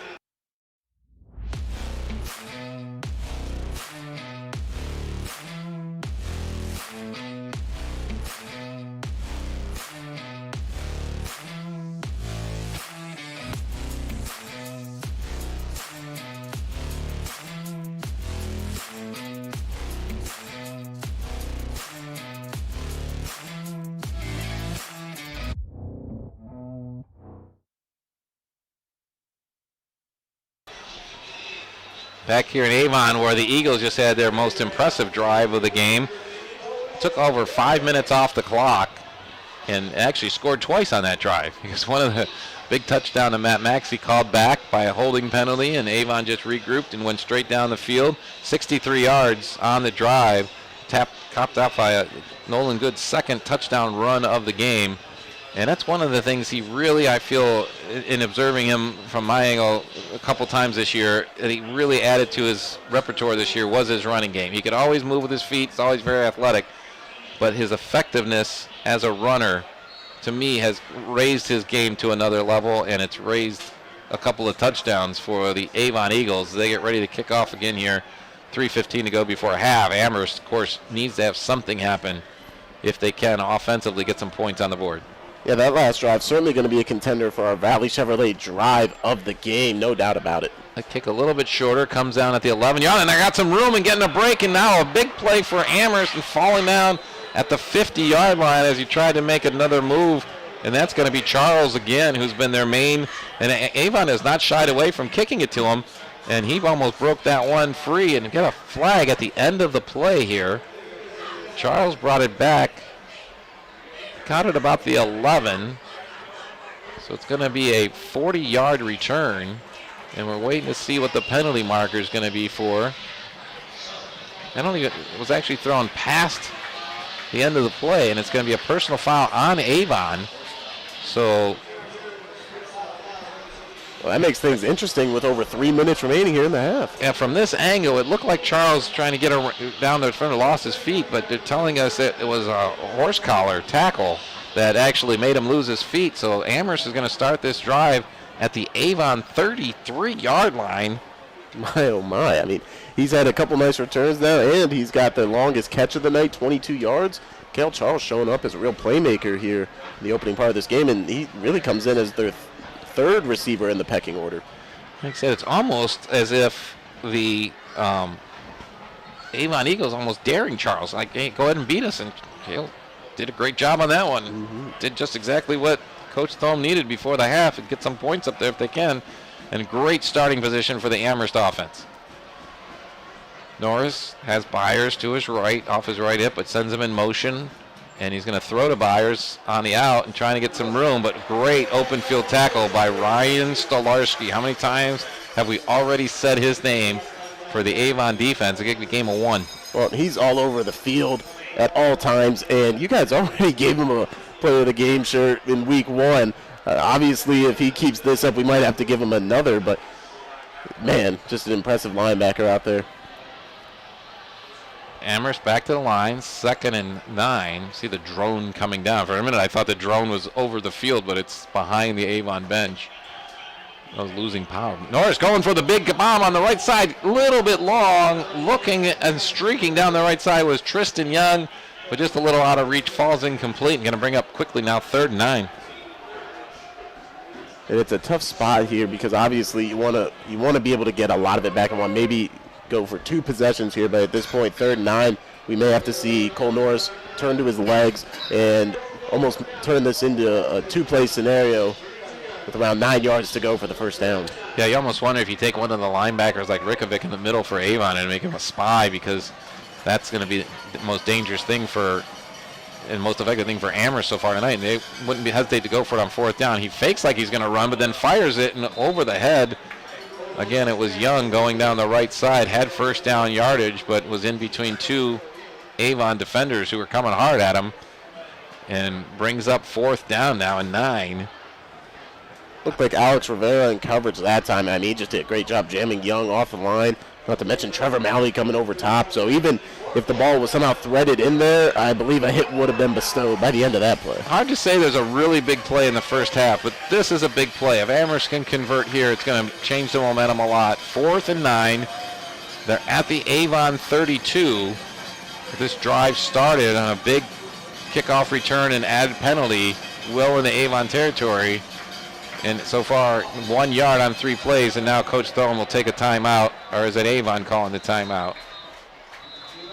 No, we're just got whistles blowing, and we're waiting to see. So now they're indicating that Amherst called the timeout, and they will charge Amherst with the timeout, and we'll take one as well and be right back here. 21-0 Avon on the Lorain County Sports Network.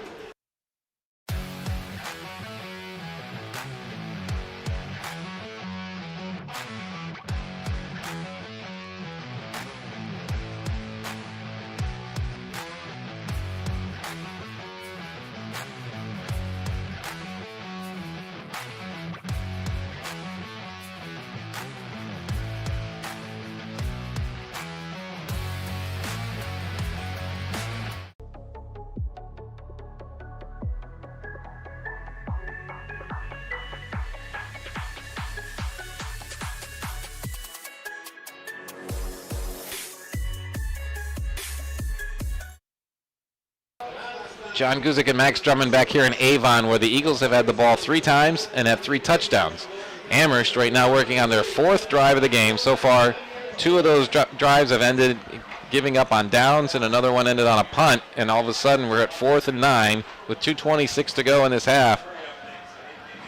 I've been impressed by Amherst's offense. They have been able to move the ball against this very stingy Avon defense, but the Eagle defense has kind of been that bend, don't break mentality, and it's been effective so far. Norris to throw, going over the middle. He had a guy, but ball knocked down by Ryan Stolarski now with a pass defense, as coming across into the middle for Amherst was David Dudziak, and he had a little space in between, but very tight window to throw it in, and Stolarski was able to step in front and knock it down. I'm sure he wanted that one back, but either way, Avon gets the ball with 2:22 to go. As again, after that huge return and the added penalty, 1 yard is all the Amherst offense managed on that one. Certainly their least effective drive of the game. And in a situation like that, 4th and 9, some viewers may be asking, why didn't he take off? Well, it's one thing to rush freely when you're in 2nd or 3rd down, and you know there is another play after that. Right there,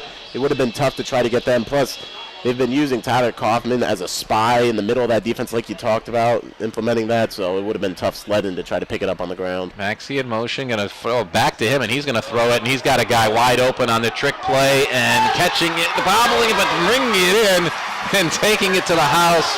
Another 1-play drive for the Avon Eagles.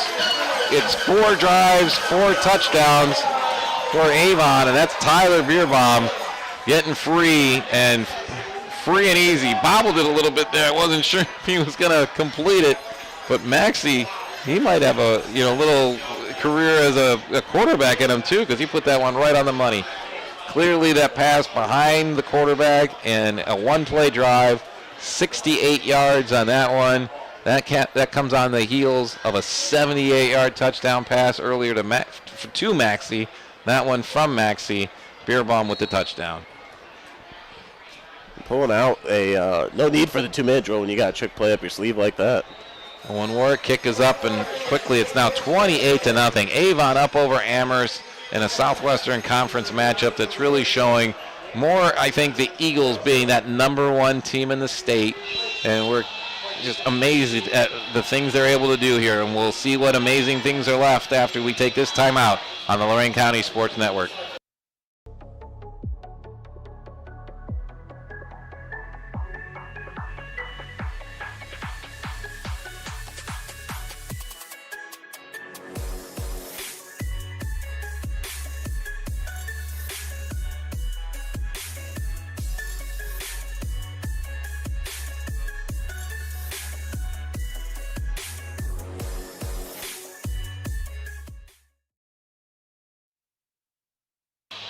back here in Avon, I got to make a correction. I saw 12. I said Beer Bomb, but 12 is Grant Barr, so I don't want to take any credit away from Grant for making a great job of deking the defender and getting behind him.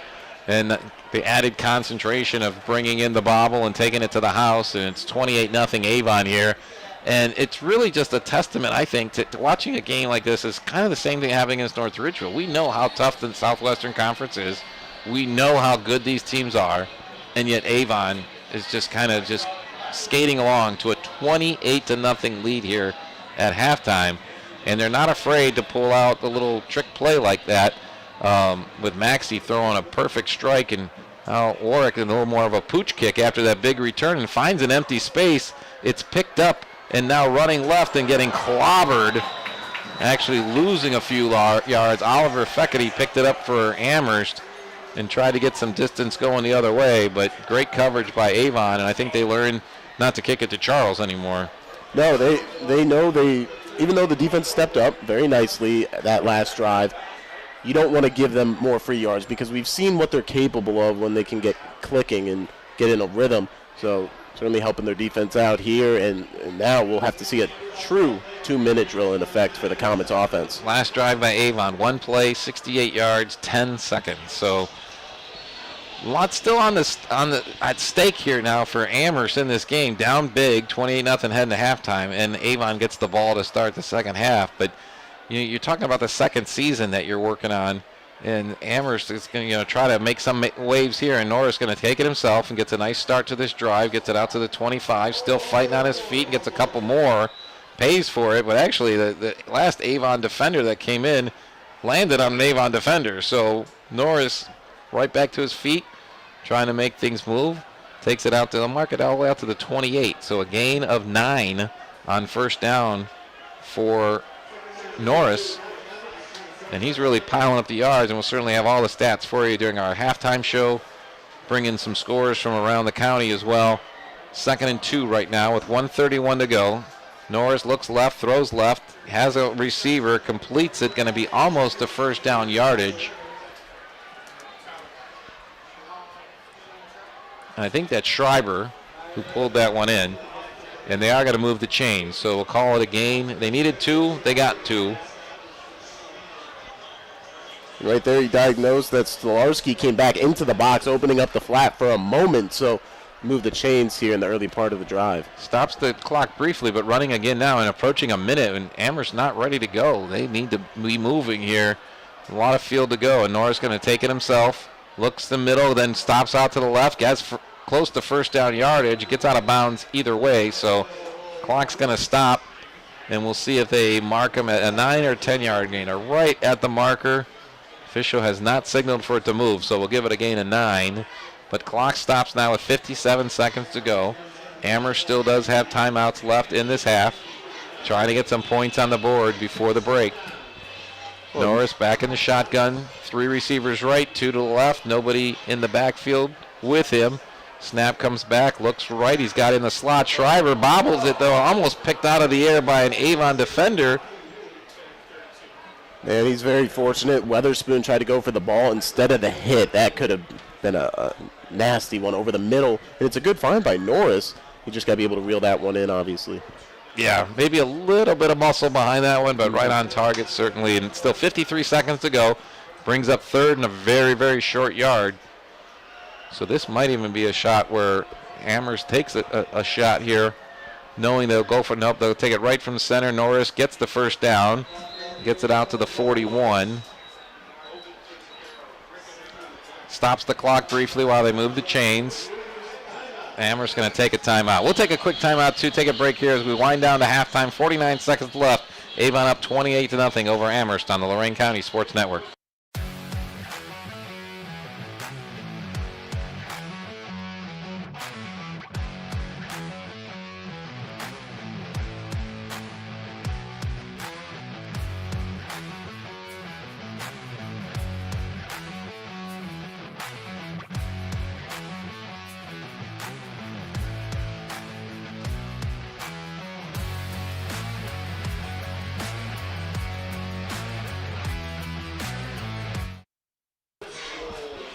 Back here in Avon, Amherst with the ball, but just 49 seconds to go before halftime as the Eagles offense has had 4 drives and 4 touchdowns. 2 of those drives, 1 play each.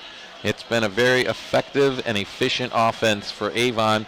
Amherst trying to get on the board here before the half. I'm John Guzik, Max Drummond along with us, sending our best to Bull, your regular, better, they put me on video. That's why they put me back on radio, right? They said, we can't have this guy in video. Corners trying to make some action, get some space in the middle, but he's going to not get to first down yardage, gets to midfield, but that doesn't stop the clock. So now you got decisions to make. And Max, I know earlier in the year, talk about one-play drives by Avon. Amherst is certainly capable of that as well.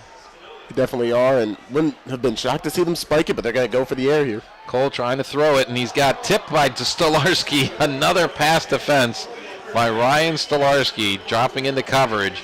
And the kid, not just all over the field, but he and it certainly is coming from the coaching staff as well, but putting him in the right spots on the field, because sometimes he's diving across the line and getting a tackle for a loss, and that's another time we've seen him drop in coverage and have another great pass defense by Stolarski. Yeah, he's just got great awareness when he's sitting down in those zones and pass coverage. It's fully on display tonight. I'm sure we're going to continue to see that. 24 seconds to go, 3rd and 1. Norris back to the line, takes the snap, looks left, throws left, has the first down, and a little bit more, gets it out to the 45-yard line.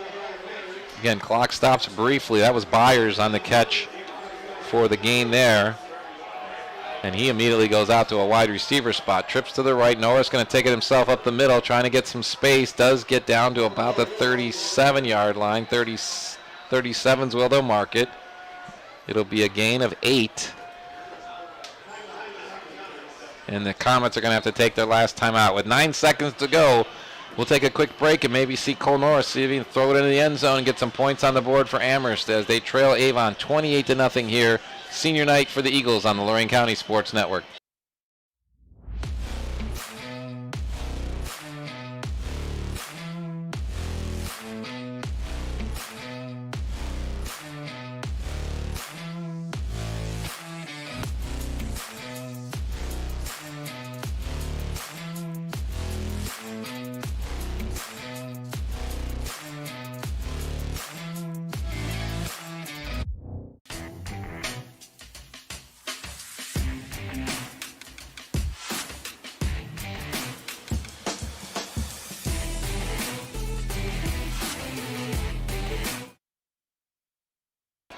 It's 8:07 in Avon, Ohio. At 8:08 in Cleveland, Ohio, the scheduled first pitch between those Cleveland Indians and those other team from out east. I forget what they're called. Anyway, here we are. Amherst trying to get some points on the board before the half. 9 seconds to go. Norris looks right, going to throw, tries to tuck it, but he's not going to have time to do it. Gets sacked, and that's going to do it for the half because Amherst does not have any timeouts left. Clocks hit zeros. Please stay with us. Lots more to come. It's a big score for Avon on senior night. The number 1 team in the country is up 28-0.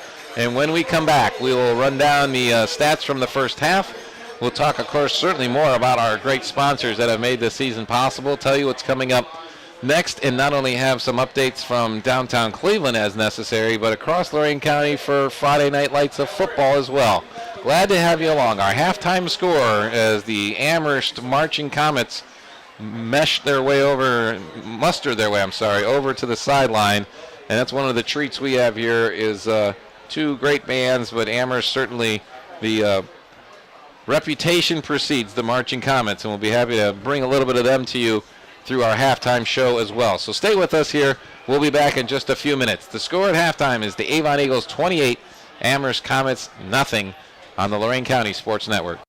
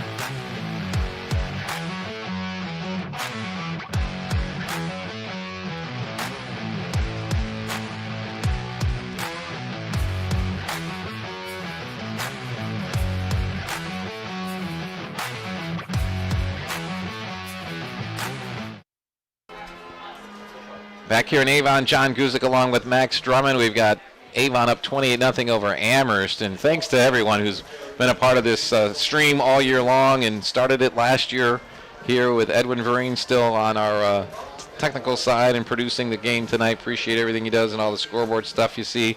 Got a shout out to my sister Chris, who's right up the street in Avon, tuned in, and Rebecca, who has a long history with this Amherst Comet marching band, also tuned in. I know she's only tuned in for the band and not for us, but that's all right. We're glad to have you all along out there and appreciate you tuning in here tonight on Lorain County Sports Network. You're at halftime here. Lots of little features to bring to you and some information to pass along, and we're going to start with some of the scores from around the county. One of the great stories of this season has been the Vermilion Sailors. And again, kind of really arguably in a worse situation than the Amherst program was a few years ago. And they have just been a great story. Max, you had a chance to see them last week in a big win against Huron. So when we look at some other scores from around the country, let's start with what's happening with the Sailors tonight. Yeah, Vermilion taking on Edison in what has huge Sandusky Bay Conference title implications on the line right now. Edison is up 10-0 at the half, but hey, that's a game last week where Vermilion was trailing entering halftime, and then once the fourth quarter rolled around, they stayed close enough, and they were able to make that comeback and win on a game-winning field goal against Huron. So we'll look elsewhere in the Lake Erie League. Bedford and Lorain don't have an update there yet, but move over to the North Coast Conference. Interesting one here. Elyria Catholic, Holy Name just up 3-0 at the moment. Obviously here we have the 28-0 in favor of Avon, and then staying in the SWC, Berea Mid-Park up 14-7 on Olmsted Falls. So I think Berea Mid-Park, certainly the record does not display the amount of toughness that they have on that team. And then looking elsewhere, Midview up 28-0 on Elyria. And Avon Lake and North Ridgeville, a game that is also here on YouTube on the Lorain County Sports Network, favoring the Rangers 10-3 at the half. So that's huge for when it comes to determining this conference. Yeah, both Berea and Avon Lake have actually had go through a lot of injuries this year. Avon Lake had an illness week early in the season that really hurt them, especially preparing for Benedictine. But next week will be in Avon Lake as the Eagles here take on their rivals to wrap up the season, and North Ridgeville will be with these exact Amherst Comets, and that one will be on the Lorain County Sports Network. The Avon Lake game will be on WDLW, which I should be back there with Don Vincent next week, as he's over at George Daniel Field tonight with that Lorain Bedford game that you mentioned.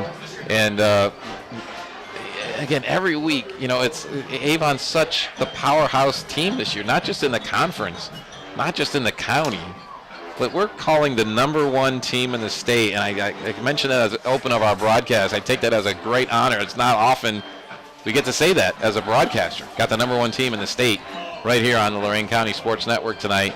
And boy, they're proving it elsewise, because you watch what Amherst has done tonight in this game, Max. You put them against any other team, and this would probably be even at the half. I was going to say, in most instances, a lot of those drives, they were very close to finishing them off or being able to take the lead.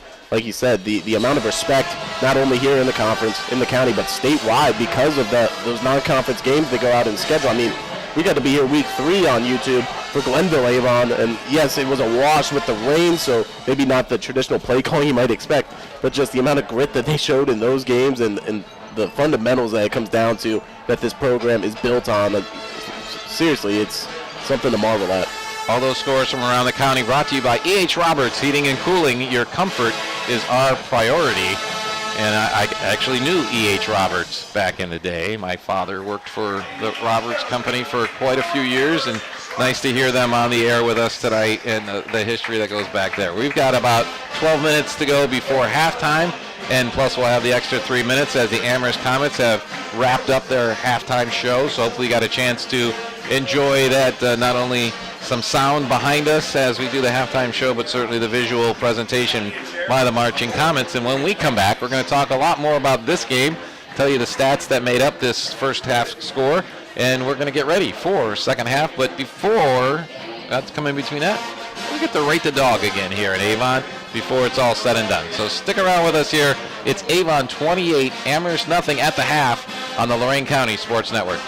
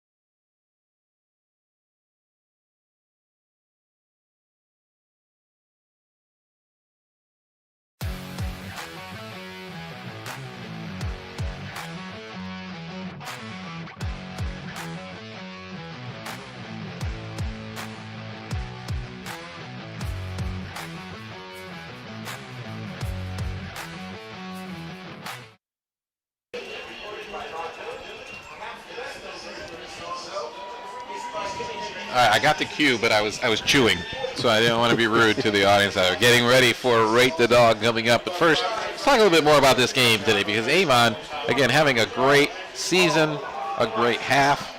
They weren't that crisp on that first drive. The penalties were really piling up. Amherst was taking advantage, moving the ball down the field, got all the way down to the 12. But then things turned around, and it's been just the Avon offense totally in control. Puts up a 28-0 lead here at halftime, as this is the Jeff Allison of Health Markets Insurance halftime show. If you're uninsured, enroll today with Health Markets Insurance in Amherst. I'm John Guzik along with Max Drummond. And Max, you've been doing all the hard work tonight, keeping track of all these stats. And some of them are really impressive. I'm certainly dying to know what Cole Norris has put up with his feet today, because that's been a big part of the Amherst offense as we get to the halftime stats here.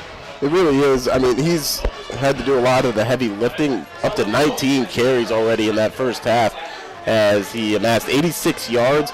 Byers, on the other hand, just 4 carries on the night so far. So he's really carried that 23 total team carries to 84 yards, coming out at around 3.6 a carry, which makes sense with a lot of the negative plays. And that's an interesting fact, because we come into tonight, Byers has 849 yards on the season. So there's no question that Amherst would like to get the ball in his hands more often. And they've done a few things on the receiving side of things, but they're making that adjustment not because of anything Byers can or can't do, but to try to react and game plan against the Avon defense.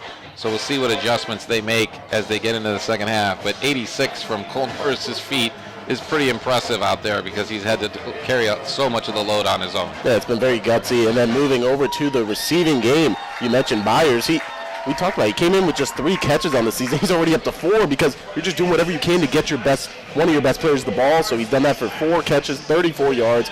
A couple other guys with receptions like Charles and Young, and that has added up to 7 of 16 for 73 yards for Cole Norris on the night. Then another big play for Amherst was the kickoff return by Cale Charles. He's had 3 of them already tonight. The first 2 were reasonable but nice returns. The last one took it into Avon territory, and it was really Amherst's best chance at that point with momentum and getting going. But the Avon defense stood up and held them off the scoreboard through the end of the first half.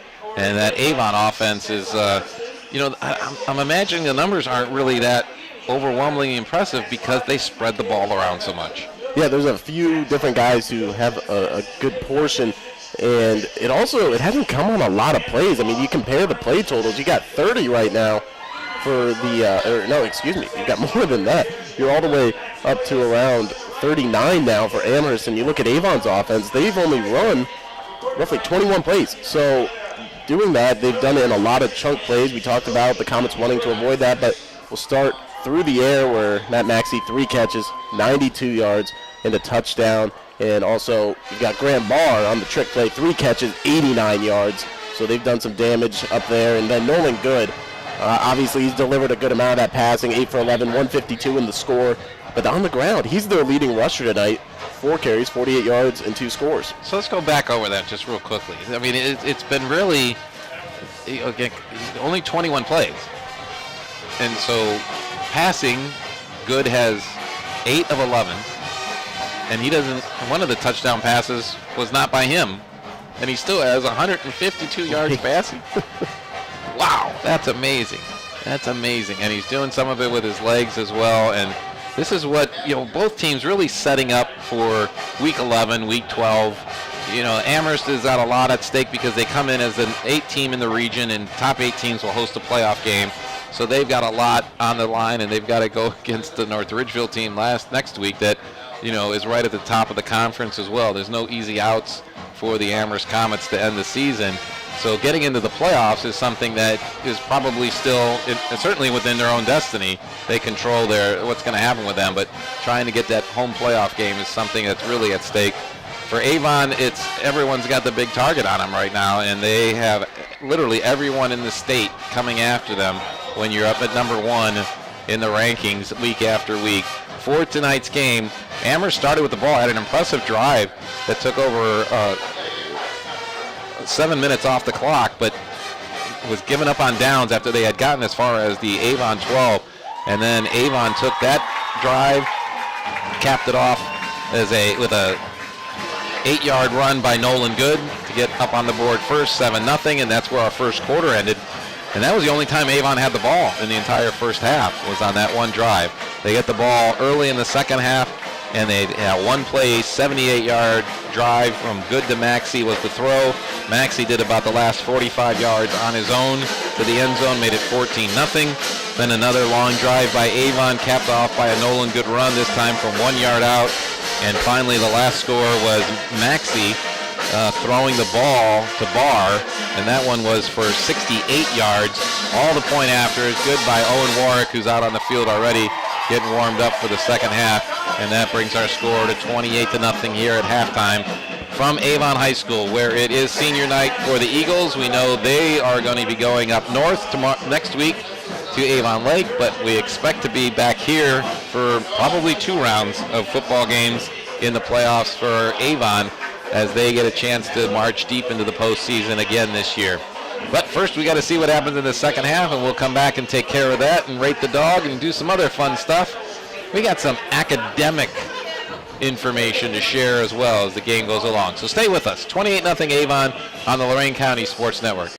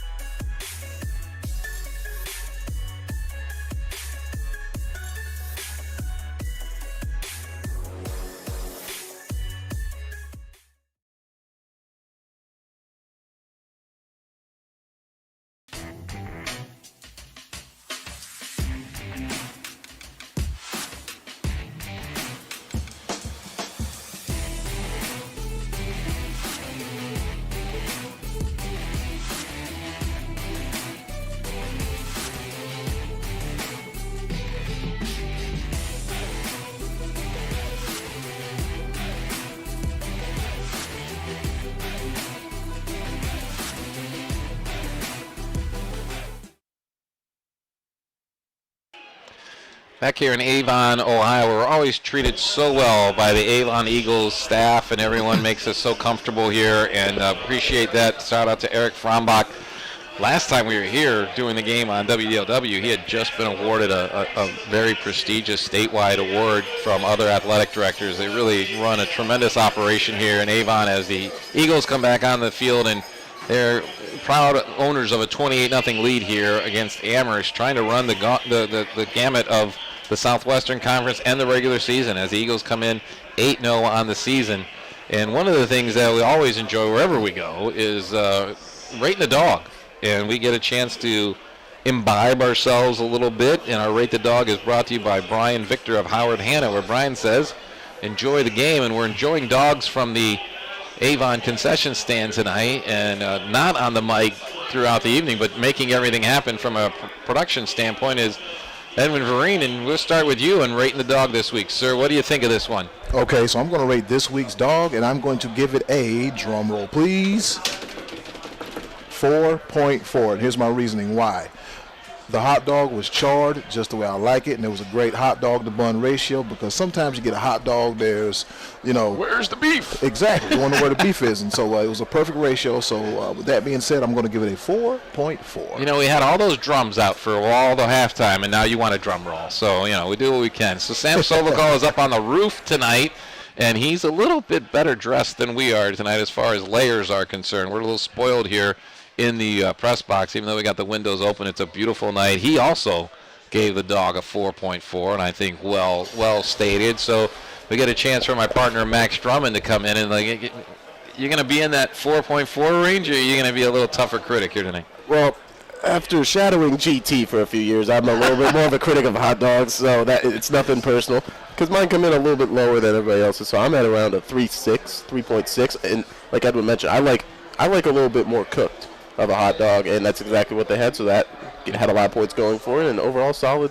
dog. And GT is Gary Tollett, the owner of WOBL and WDLW, which has also launched this Lorain County Sports Network thing that we've been having fun with here on YouTube, and glad to have you along with us tonight. And I think, I like the grilled ones. I'm very partial to grilling. This is a grilled dog here from the Avon concession stand. I'm a little bit more in the middle of where you guys were at. I'm going to give it just a flat out. Not only, and I did this last week too on WDLW. I'm gonna give it just a little bit lower because I'm challenging them, knowing that we're coming back here to cover Avon in the playoffs and see what they can do with that. I'll give it a 4.0, and that averages out to a very solid 4.1 here for the Avon concession stand in rating the dog. Rating this game, it's been a lot of fun. I mean, every Southwestern Conference game is a great matchup, and it's the one thing that's happened in covering the Avon North Ridgeville game earlier is the scores have ended up being one-sided, but it's not because of the lack of talent. This Avon program has just been able to elevate it to another notch this year, and it really shows time and time again. And the Avon offense, which had 2 one-play drives already tonight, is going to start the second half with the ball when we come back here. It's 28-0 Avon against Amherst, and we've got a second half coming up right after this on the Lorain County Sports Network.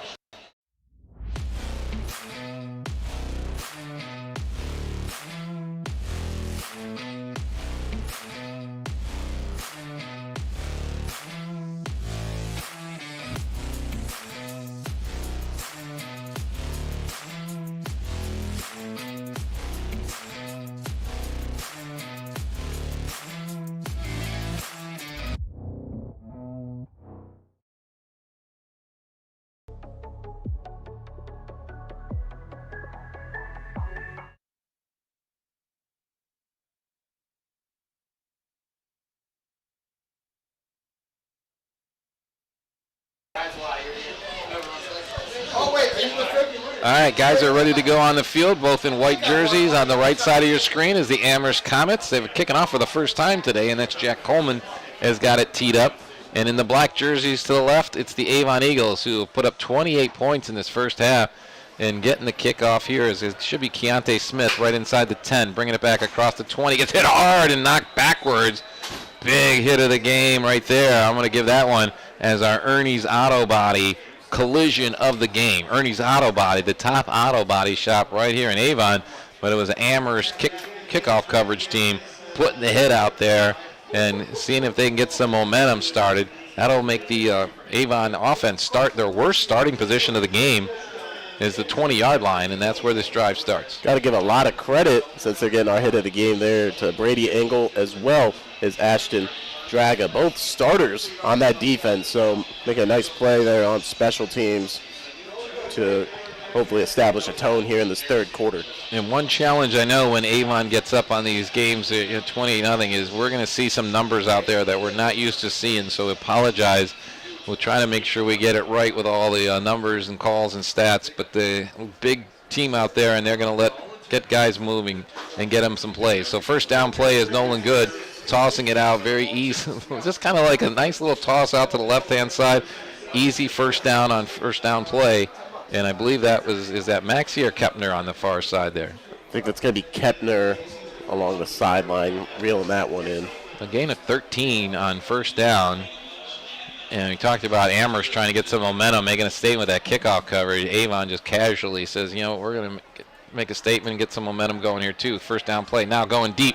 Nolan Good. He's got a guy behind him, but just overthrown just a little bit. Did get a step going out there, and that's Kepner again going after him a couple times here to start this second half. Went after Matt Maxey, the leading receiver in Lorain County, to start the game. And now 2 plays called Kepner's way to start this one. Brings up second down. Yeah, and each of the corners as well as the safeties, they've been tested one-on-one right there Dudziak not able to keep him in front of him, and we'll see how often they give a cushion. Here comes a running play coming around the right side and got a flag coming in. This one's probably going to come back. Getting across the 45 on that play is Kepner. No, I'm sorry. Cam Wendell. Is that his first carry of the game? Have we called Wendell so far tonight? That is his first carry, right? Mm-hmm.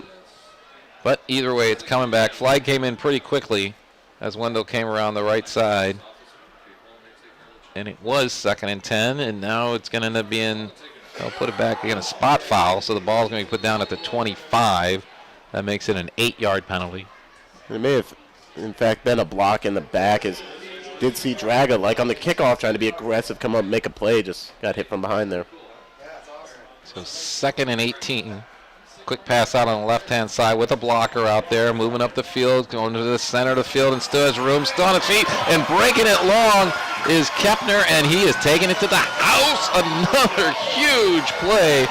Boy, oh boy, Avon's offense is just basically unstoppable. You could say that again, and that one sprung loose by the big tight end Beerbaum is he set up the initial block, and when you have these one-on-one situations, not only is it at risk down the field to be burnt deep, but right there, he's the only man. The corner's the only man to try to go make a play, and when you're going against the 6'4", 250 Beerbaum, you're in a lot of trouble. Avon has a 78-yard pass for a touchdown. They have a 68-yard pass for a touchdown. They now have also a 75-yard pass for the touchdown. And with that extra point up there, it's going to make it 35-0, and all of a sudden we're going to come back to a running clock situation with a 30-point-plus lead. So this thing could start moving quickly here. If the Amherst Comets can't get some points on the board, we'll find out right after this on the Lorain County Sports Network.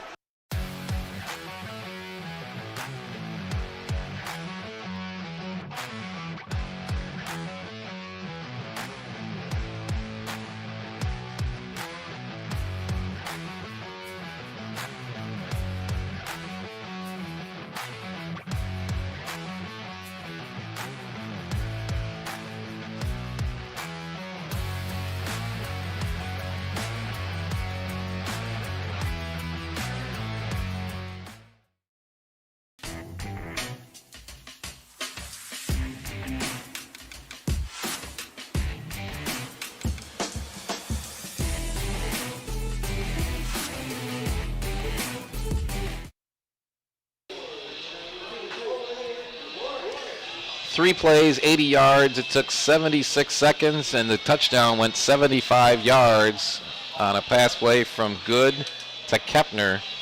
And that's Kepner's first touchdown of the game, and Good's second touchdown pass of the game to go along with 2 running touchdowns. And with 10:35 to go, the clock's already moving. So as soon as they're ready for play, which the play clock's not moving yet, though, but the game clock is. So we don't have consistency with these rules. The play clock should be going if the game clock's going.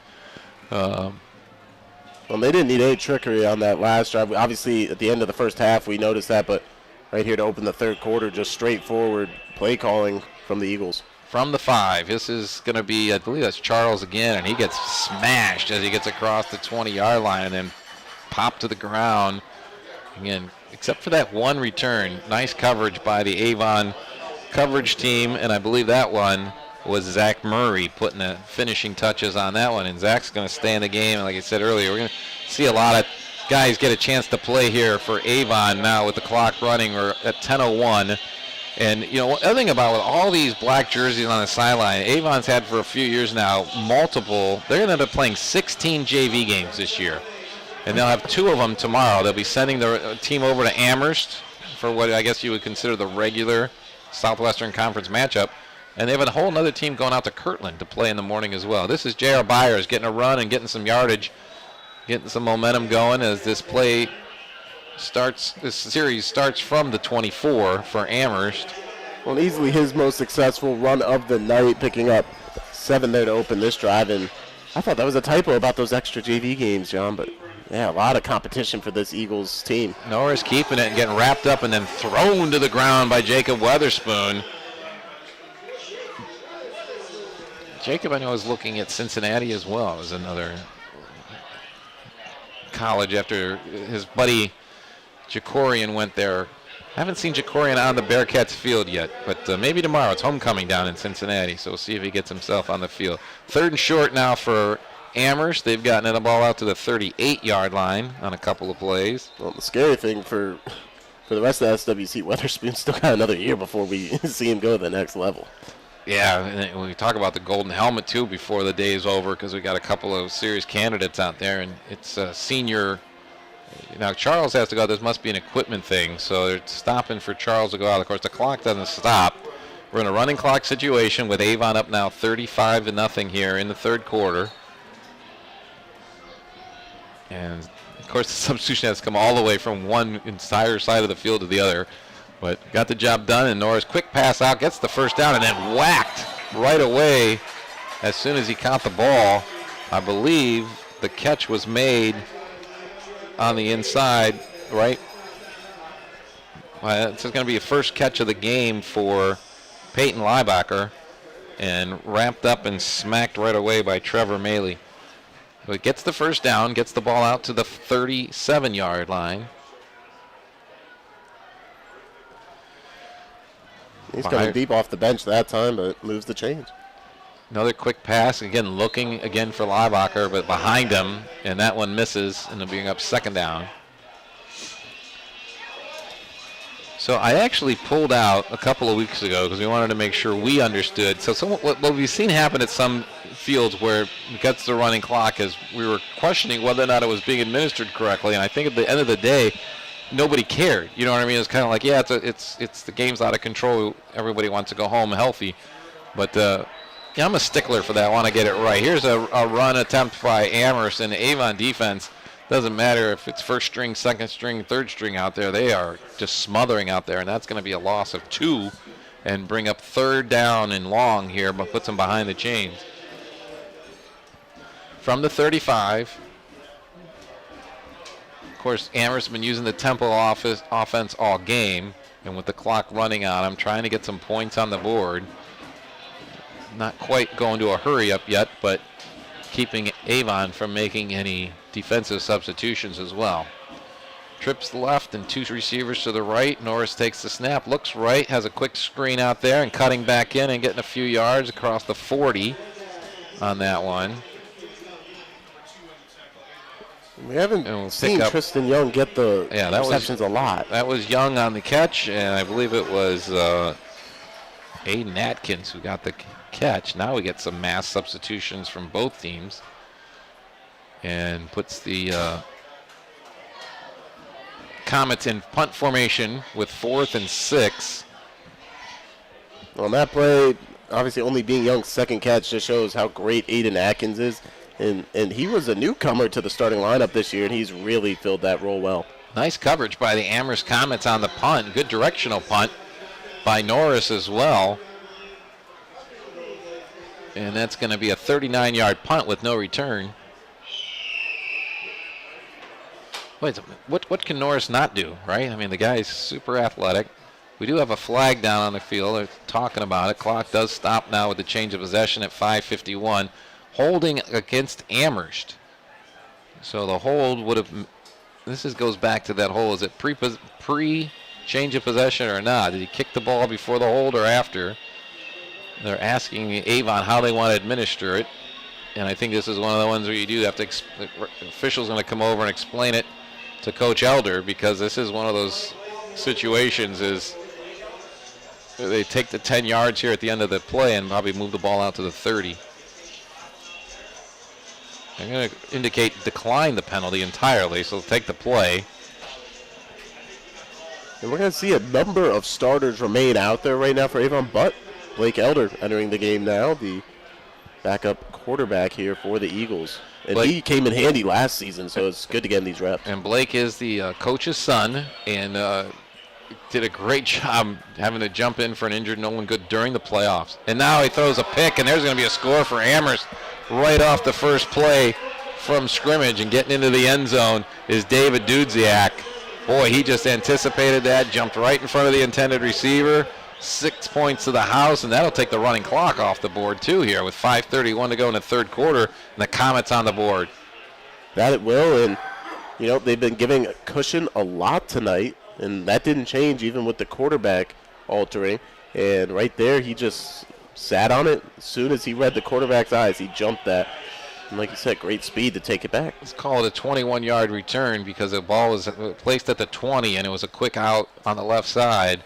And Dudziak, great anticipation, wonderful play, puts the Comets on the board.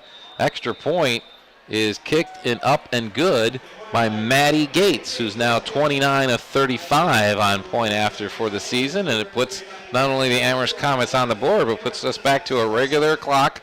And when we come back, Avon will get the ball back with a lead of 35-7 here on the Lorain County Sports Network.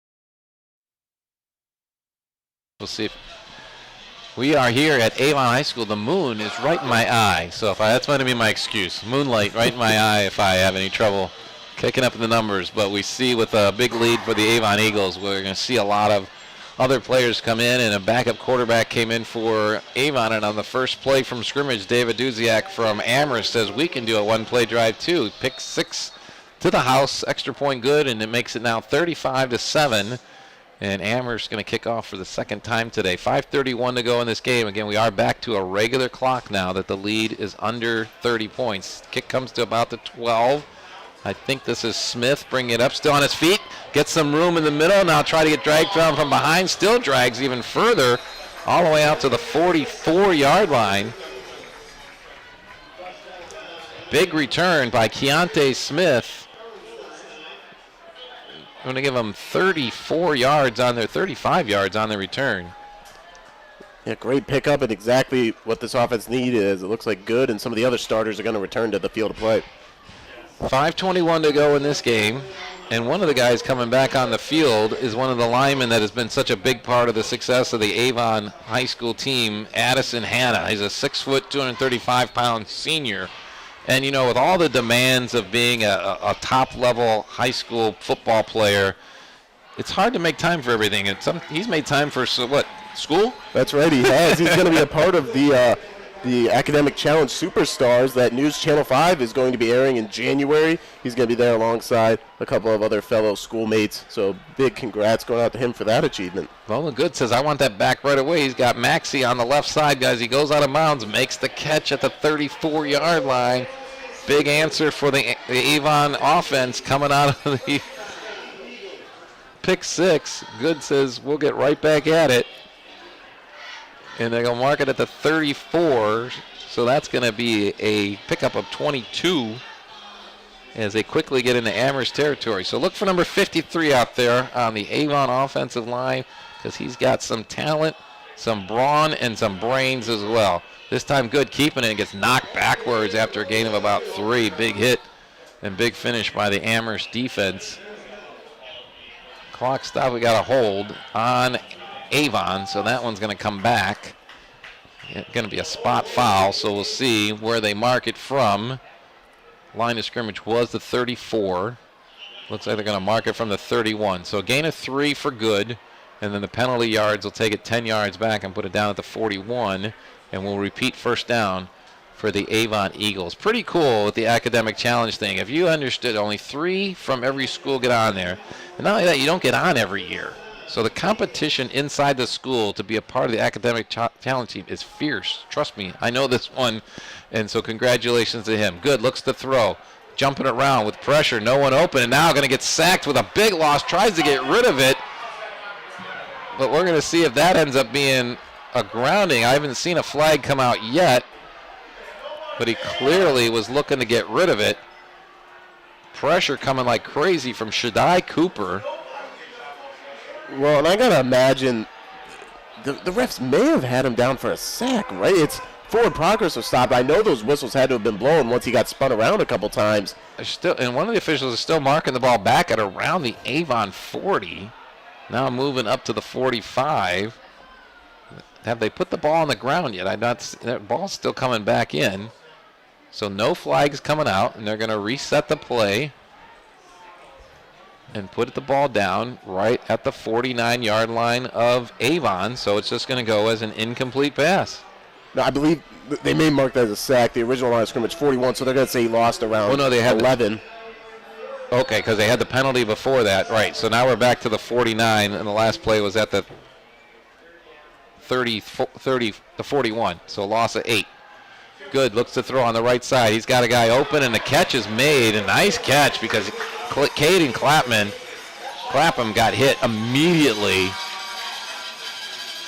And on the coverage for Amherst coming over, I believe that was Tyler Dunn, right? Yeah, he did a great job closing out on that. I don't even know how Clapham was able to hold on to that. I mean, there was a little shoulder pad into his head almost. It's just a bang-bang play and a great job. And that's a receiver we'll probably see more of next year. He's stacked behind a lot of talent on that depth chart right now. Gain of 11, but it still leaves Avon at a 3rd and 16. Between the penalty and the sack, put him in a big hole here. Good takes the snap, looks left, quick out. Catch is made, up the field, first down yardage, and a whole lot more as Grant Barr again going for the pylon, and he's in for an Avon score. Another huge, big pass play, but this one's coming back just like another one did. We've got a hold on Avon. Great catch and run by Barr. He caught the ball basically at the line of scrimmage and did the 40 yards of running all on his own, but the flag was already out, and that one's going to come all the way back. And we saw that earlier when Maxey had a big pass play and caught the ball and then ran the last 40, 45 on his own to the pylon. That one got called back as well. And despite all that, the Avon offense has still found the end zone 5 times already today. So big penalty is going to take it back to the Amherst 43. And I know the home crowd doesn't like that one, but Beerbaum, the tight end, out in front of the play. We've seen him be a blocker several times. Looked like he may have hooked one of the corners near the play. May not even have been necessary, but either way, the officials are going to call that most often of the time when they see that. So Avon needs to get to the 24, so it's basically 3rd and 19. And Good's going to throw, of course. Got pressure, got a flush out of pocket, looking right. He's got a guy behind everybody, but now closing in on the they're going to get the flag. Is going to be thrown on the coverage. Kepner had gotten behind a defender, but as the ball is floating up in the air, the defender did a great job of closing ranks, but never turned around, looked at the ball, just enough bumped in it. And quite frankly, he turns around and looks at the ball. It's incomplete at best and maybe even an interception, but ends up being a big penalty on the Comets. Of course, not a spot foul in high school. So the officials will bring it back, mark it from that line of scrimmage, which was the 43, and it'll take it down to the 28, so a 15-yard penalty. And you know there was a lot of panic in his head when he turned around and saw Kepner all by himself down there. So, like you said, just a bit of face guarding to prevent a score. And thanks to the benefit of the rules here at the high school level, they still have a chance here, the Comets do, to step up on 3rd down. Yeah, not an automatic first down, so 3rd and 4. Avon back to the line, 3:48 to go in this 3rd quarter. Good, snap, throw for the corner. Got a guy again behind, but overthrew him. Avon's receivers have had no trouble getting behind the Avon cornerbacks, which is a surprise because Coach Thome was saying we got to protect that big play. And for the Avon Eagles, it couldn't make the connection on that one, and it'll bring up 4th down. They've been able to find a few favorable matchups right there. That's one you really like. Beerbaum on one of the safeties who are not very tall in stature. So 4th and 4. First thing Good's going to do is try to see if he can draw the defense off. It did not happen there. Still 11 seconds on the play clock. 3:42 to go in this 3rd quarter. And Avon's still up big, 35-7. Good, little low snap, but handles it well. Now looks to step up in the pocket, steps back in the pocket, breaks a tackle, skips through another tackle, gets hit by 2 more guys. Did the ball come out?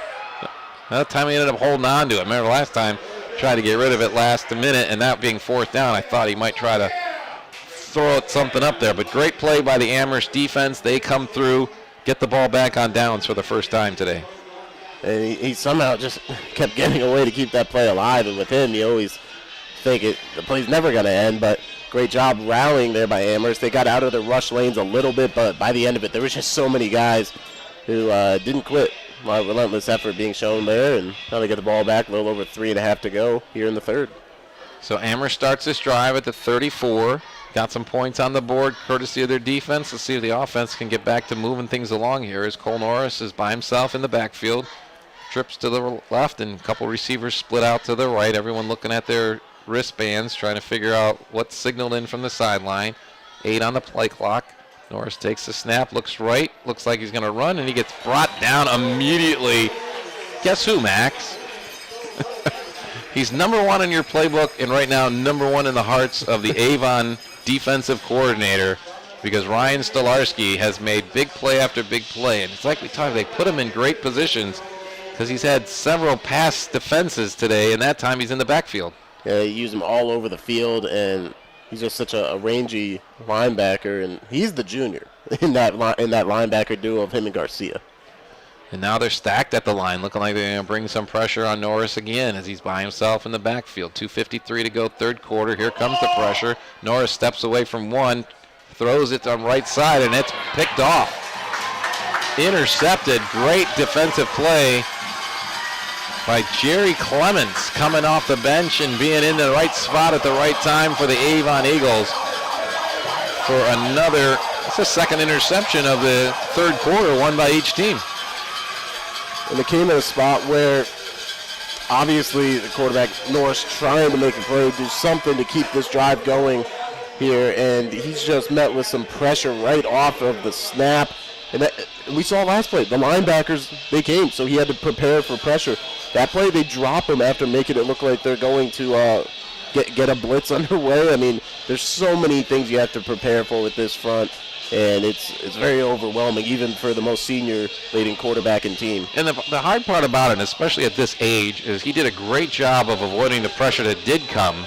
But when you try to throw that ball from a spot where you weren't planning on and you're moving your feet, the ball's a little low, and then the Clement made the right play. Here's a running play to start this next drive, and breaking through and getting a few extra yards to start this drive.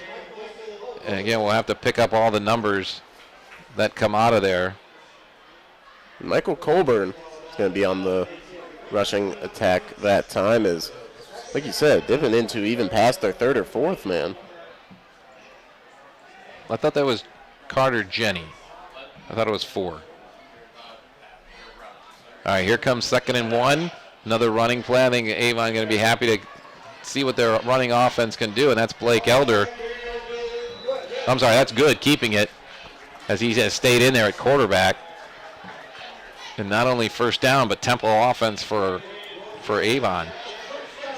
And he continues to put some pressure on this defense now, rushing them here. Snap right away, running off the right side. Nothing doing this time as the Amherst defense is there to clog that up. And we got a penalty before the play, and then one coming in late from the back judge. So a couple things to sort out here. Yeah, all of a sudden getting a little chaotic out there. And I'm not sure if the Amherst defender out there is jumping around because he's upset at the call or trying to stay loose and stay warm. But we got a flag on the far hash marks at about the 32. And we've got another one sitting on the near hash mark at the 25, and the officials trying to sort it all through. Obviously, sometimes you see a couple of flags out there and they're for the same thing, but when they're this far apart, you know there's two different things going on out there, and the officials got to figure out what it is, and now they're going to tell us. And it's going to be an illegal shift on Avon, but then a personal foul on Amherst, and they do offset. So the play will count. Should bring up 2nd down, no gain. Ball still at the 30-yard line. Well, certainly imagine that. Now we've determined why those Amherst players were reacting. Should be 2nd down, though. The play should count. It still says first down on the scoreboard and on the sideline. shifting, a lot of shifting by the Avon offense. Now Good takes a snap, hands it off straight up the middle, and then cutting off to the right side, getting some room and getting into over the 25 down to the 24-yard line. And I believe that's going to be, is that Zach Murray getting the call there? And that one there. No, okay, that's Colburn. Colburn again, okay. As we've seen. Colburn gets it to the 23-yard line, so that's a gain of 7. Brings up, now they still say second down, 2nd and 4. We got a couple Colburns on this roster, and who would have thought coming into the night? Well, the other one was that guy in the middle for Avon, Connor Bingham. You know, he was starting as a sophomore out there. He's had a great career. He had a couple twin brothers older than him. Now a quick pass out on the left side. It's first down yards. Flag comes in behind the play. And it's either going to be a pick offensively by, I think it's going to be offensive pass interference. They're going to, I think, rule that there was a pick in front of that by the other receiver on that side and bring this one back. And they are trying to put on display some of these different route combinations, trying to work off of each other, and definitely something you want to have more crisp by the time playoffs roll around. So we were at the 23, and they're going to bring that ball all the way back out to, I guess they're going to say it was at the 24. Brings it out to the 39-yard line of Amherst. So another big 15-yard penalty. I've seen Avon, I don't ever think I've seen a game where they've had this many of the big penalties. Right, and fortunately they were able to build up enough of a lead, and a few of those electric plays were able to cover those up. But even some of those over-the-top plays were taken back that could have added to this scoreboard right now. Final minute of the third quarter, Avon up easy 35-7. The only score for Amherst coming out of pick 6 here in this third quarter. And here's a quick out pass to Maxey. We haven't heard his name, and he's got some blockers in front of him, and he knows how to make use of that. And then a great tackle coming in between the blockers and putting an end to that play at the 25-yard line. That's Ashton Draga. Brings up third down. They'll mark the ball at the 24, so a gain of 15. And only 22 on the play clock, so about a 6-second difference. So Avon's going to have a snap here, at least one, before the end of the third quarter. 35-7. It's senior night here at Avon, and the seniors are having a good time with the guys in the black jerseys. Nolan Good takes the snap, fakes the handoff, rolls out right. He's got a receiver, and breaking a tackle and getting inside the 10, inside the 5, still on his feet, fighting. Now going to blow this one dead. I don't think that Carter Jenny was happy about that. He was ready to keep fighting for more yardage, but referee said we're going to end this one here at the 4, and that's going to end the third quarter. When Avon comes out, they'll have first and goal and a 35-7 lead over Amherst on the Lorain County Sports Network.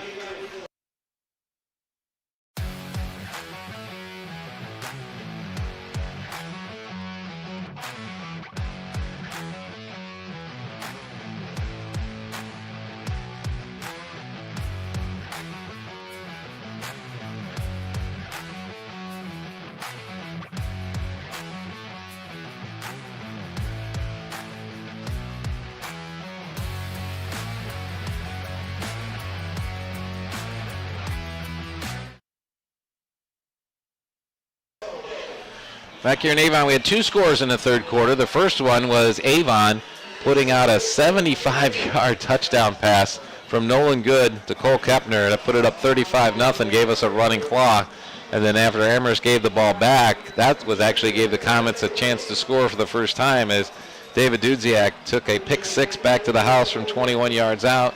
And those were the only scores of the third quarter. So we enter the final quarter of this Southwestern Conference matchup here with Avon up 35-7, and good ones going on across the county. We want to keep you updated where we can. And over on our YouTube channel, Lorain County Sports Network, the fellow game happening, North Ridgeville, Avon Lake. The Rangers holding a 10-9 lead in the fourth quarter with the ball. So North Ridgeville trying to extend their lead. 20-yard pass to Jenny is now and going into the end zone and getting broken up in the corner of the end zone. Very good defense out there that time by David Dudziak, who we've already just mentioned him as the touchdown scorer for Amherst earlier. Pass was intended for Brooks Good for Avon out there. And as we mentioned a couple times in the third quarter, we start seeing these lopsided scores for the Eagles. We're going to see a lot of players getting some reps out there that we don't normally call, so we'll do our best to get it good. Keontae Smith in the backfield. He gets the handoff from Good, cuts in the middle, and gets pulled down before he can get to the... He did get in... Well, he got some activity in the back of the end zone here. I did not think he got in. So we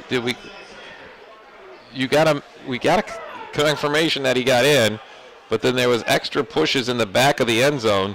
And I think we're going to get, or I know we're going to get, an unsportsmanlike. I'm just not sure who they're getting for it. When we saw a big 88 driving through the end of that play, and on our official roster, it's marked as... The personal foul will be against Avon, and it's going to be a post-score foul. So it puts the score back up to a 30-point lead, and the touchdown goes to Keontae Smith. And we have some more flags, this time on Thome. On a 4-yard run. Well, the first flag on the sidelines should be a sideline warning. If he said something to the officials out there that they might not be happy with, then they could assess him also with a yardage penalty. Got a chance to talk to Coach Tom Thome before the game and did not know till today. He's actually an Avon resident, so... we were joking about the fact that his property taxes help fund the team that he's playing against today, but that's just part of life, right? Certainly isn't. Our cameraman Sam Sovko getting a good look at their conversation over there. Is clearly not happy at the end of that play, how that one ended up with the extracurriculars in the back of the end zone. Well, the personal foul is on Avon, so the question again is how to administer the foul. Do you put the 15 yards on the extra point? Are they allowed to then assess it to the ensuing kickoff? Because obviously you do have another play coming here. But you did see a flag come out when Coach Thome came out to have a conversation, so we got to get indication here. Now, personal foul on Avon. I believe that's the resemblance of the same penalty. Now they're saying a personal foul on sportsmanlike conduct on Amherst. And obviously we don't have a mic from the official, so we don't know if that's on a player or if that is a unsportsmanlike call against a coach. Because that is when the flag came out, when Coach Thome came out to talk to him. Either way, getting the extra point up and through for Avon is their backup kicker, Jensen Petro. And either way, it goes through the uprights, and just like clockwork here in Avon, it's 42-7. Eagles up over Amherst with 11:47 to go in this one. We'll be back with the rest of the fourth quarter here on the Lorain County Sports Network.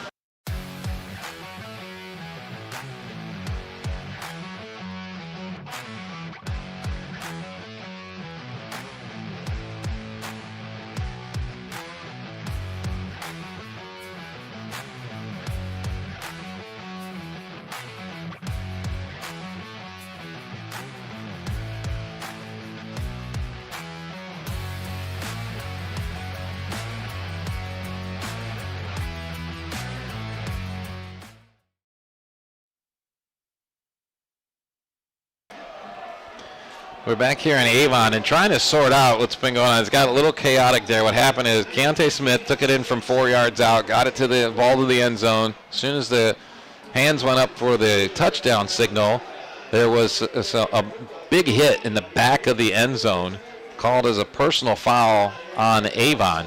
Then before we could even get the extra point kicked up, we had another flag thrown, an indication from the officials of offsetting penalties. So now they're putting the ball down at the 40. So at the end of the day, it's status quo, it seems. So, but we're back to a running clock situation. As it now is a 35-point spread again, and the clock is moving here already with 11:40 to go in the game. And the ball's teed up for the Eagles and ready to get things back in action. And that's going to be Petro again, the backup kicker for Avon, getting some good reps. Ball taken inside the 10 by Cale Charles again, brings it out nicely, gets some room, gets across the 40 to across midfield into Avon territory, and another big return. This one his biggest one of the day, and gets it all the way out to the 39-yard line of Avon. That's going to be a 50-some-yard return. That's going to come back because there's another flag on the field. We've had, what do we have now, 5 flags on the last play and a half, basically, is what it amounts to. So this will be a spot foul. So we'll have to see where the officials decide to put it down and then mark the foul off from. It looks like the penalty is going to be assessed from the 41. So that's going to make it a 33-yard return by Charles. But Amherst will start this drive at their own 31-yard line. I don't even know what you put as the start time for this drive because the clock is moving the whole time we're talking about this. And I think at the end of the day, it's not really going to matter. But trying to be accurate here with things we tell you and share with you on the air. Like to monitor that for our bookkeeping, if you will. One of the things that's just really impressive out there, Charles's kickoff returns have been really just relentless. And again, they know where the ball's going. The Avon kickers do a great job directionally kicking. And Charles just runs right through and past everybody. So great job by him. And we still got Norris in at quarterback for Amherst. He's going to hand off to Byers, and Byers gets wrapped up and thrown down immediately by that Avon front line. But again, it's going to be going to the roster to find the guys that are out there now. I believe that was James Tatman, a 6'3 senior, who was wrapping him up, putting him down. It'll be a loss of 1 on that one. Yeah, the tight end Schreiber did his best to let the quarterback and running back know, hey, he's coming off the edge. It still wasn't enough to stop Tatman. Certainly a blessing for a coach to be able to say it's senior night. They've got a 35-point lead. Get all those seniors in there who maybe didn't get too many reps during the course of the season. Get them some playing action tonight. And Tatman taking advantage of his. Here's Norris keeping it and going left and finding his way through and getting a couple yards before he gets thrown backwards. That time on the defense was Vincent Attilio. A gain of 3. Takes it up to the Amherst 33-yard line. So we'll go quickly through this one now that we're back to a running clock. It's down to 9:30 right now, and invite you to join us on the radio and or on Facebook after our game is done here for literally the most comprehensive post-game show you'll find anywhere, not just in Lorain County. I mean, it's about Lorain County schools, but you have a hard time finding as good a show as the crew puts on from back in the studio there. Cole Norris looks to pass, throwing deep down the left side. He's got a guy, but it was Charles, and ball falls incomplete as Charles had found himself in between 2 Avon defenders, but couldn't make the completion there. And quickly going to make us to 4th down and about 6 for Amherst. And Norris will drop back into punt formation. At the end of that play, it looked like Jackson Brokaw, the defensive back, a junior out there for Avon. He had a chance at it, just couldn't finish off the play. Norris get a chance with some room to punt, and it's a little shorter. It gets a bounce, but first bounces up now. Good Amherst bounce all the way down to the 22. He's still going. Out the 21-yard line for a great kick of 46 yards with no return. We've mentioned it a couple times, the do-it-all nature of Cole Norris. And kind of, if you're somebody watching that's familiar with LC8 football, kind of reminds me a bit of Eric Grosser, a Black River quarterback the past few years, who he could punt and kick as well, and punting very well, a lot like we've seen from Norris tonight. So I know he's getting some scouting done, obviously as a quarterback, obviously as a playmaker, but he might have a little future in punting too if he chooses that route. Blake Elder back out there now as quarterback for the Avon Eagles, and we'll try to pick up all the other players that are coming in. First, the guys are going to shift from right to left, and Elder takes a high snap, hands it off, cutting back over the left side and getting a nice run before being horse-collared out of bounds. Yeah, that's definitely going to be a penalty there. That was Max Maxey, actually, who's still in there, but getting some reps as a running back. So we're going to give Maxey a gain of 7 on the run, and then they're going to tack on for the horse collar tackle to give a first down for Avon. Clock continues moving through all this. We're down to 7:10 to go in this game. 42-7. Avon up over Amherst. Avon still their goals to win the Southwestern Conference and to beat their rivals, and a chance for both of those next week, and that game will be live on WDLW. Amherst is going to go over to North Ridgeville and be trying to straighten things out for their postseason run for both teams. So going to be a big one there. Elder fakes, looks right, throws right, way out, and ball is incomplete. Going to the sideline there, the intended receiver was Caden Clapham. Great breakup there by the senior safety Brady Engel as he is from that safety spot, still racked up 82 tackles this season, and he's also pretty solid in coverage and had a chance to show that off there. This is one of those situations, you get late in the game and the team's winning, and you say, how many times do they have to take a snap before they can end the game? This running clock stuff, this could be the last drive of the game here. It's quite possible to run it out very easily. But we'll see what the Avon Eagles can do. And handoff this time, it's Maxey again out of the backfield, and he's going to get a few. And I have to check is it possible that's Alex Rainey, right? And this is where I mentioned this earlier. Picking up numbers for this Avon team late in games can be difficult for a broadcaster. And the reason here is because there's multiple number 8s in uniform tonight. So I've got to imagine that's Rainey getting 2 carries here late in the game. Gets 5 on that one.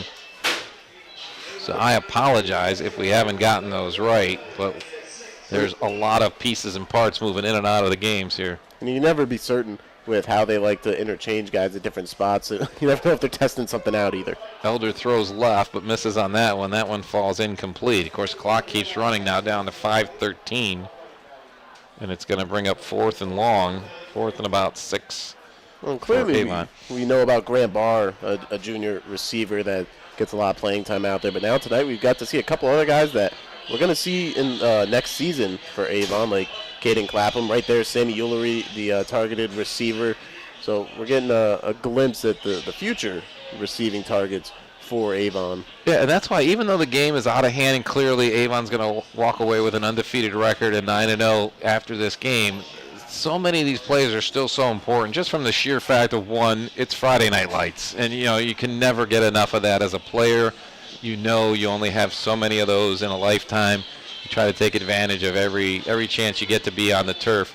But like you said, these guys setting themselves up for next year, setting themselves up for the playoffs, so much going on here. And Avon will gladly take the delay of game penalty here as they've brought the team off to the sideline, and we'll let the clock keep running down all the way down to 4:12 and probably send the punt team back out there. But just like we talked about before with Cole Norris, getting a chance to practice his punting skills in a live situation is something that really could be very important either next week or in the postseason. So now back to punt for Avon.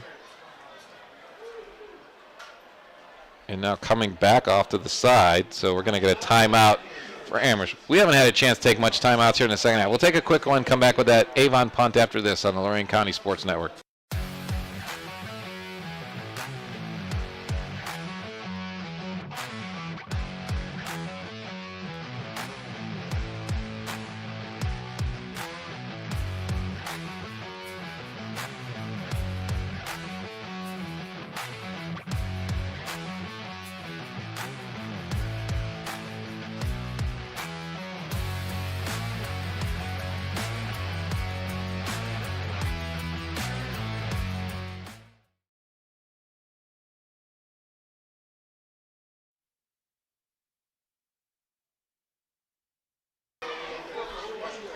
Come back here to the Lorain County Sports Network coverage from Avon, and the Eagles are punting away for the first time today. Talking about things you can get to practice in live ball, and this one's not only rolling down but getting waved. There's some extra. You have about 3-4 Avon guys down there waving their arms, trying to keep the ball rolling down. But a nice, effective punt, and Amherst going to get one more shot at it, starting from back around their 23-yard line. As we're down to 3:30, clock keeps moving here. Should stop with the change of possession. That's another thing I know we read. Just change of possession, and now that the ball's set, it would start again. But like I said, whether or not we're misinterpreting the rules or everyone's kind of just like, hey, it's time to go home and watch the Indians play, that could be a priority. And I understand there's some early fireworks in that as well, so it'll be interesting to see how that turns out. So 3-2 right now. Yankees are winning. Here's a big hit coming in from Avon. I say, hey, I may not get a lot of reps there, but I'm going to impress the coaches. And I believe that one was coming from Jackson Brokaw. Gain of about 2 on that one. And that's Byers still out there a lot with a couple of the other starters. And we really just never saw him get a chance to establish himself tonight on the ground, as Norris had to do a lot of the dirty work early on with the yards, the hard yards to pick up. And then once they started to trail, obviously you're going to naturally go away from the run game. And here is the run game. Byers gets turned around but then wrapped up before he can do anything with it. And getting in there on that one was, I believe it's probably Hayden Barth is the one out. Again, we got 2 number 26s on our roster. I believe I saw Cameron Dietz getting in on that tackle. I'm sorry, not Dietz. It was Ben Strykic. So a lot of guys getting some extra reps here. Like you said, at halftime, they did a nice job of getting the ball to Byers. He had more catches in the first half today than he had the entire game, or entire season prior to this game. And now another chance to run, and it's Strykic again, bringing him down. And we're down to the final 90 seconds. So we're going to wrap things up here. We'll take a quick break, and when we come back, actually Avon's going to take a timeout. So we'll take a quick timeout here and tell you how we're going to wrap things up here with 92 seconds to go, and Avon up 42-7 on the Lorain County Sports Network.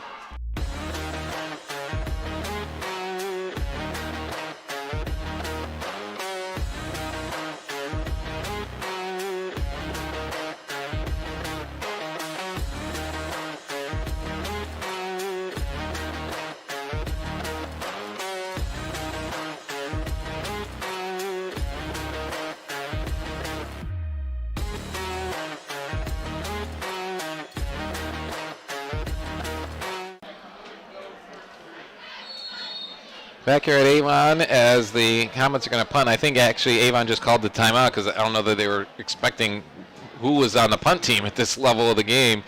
And punt away by Norris. Fair caught at the 42.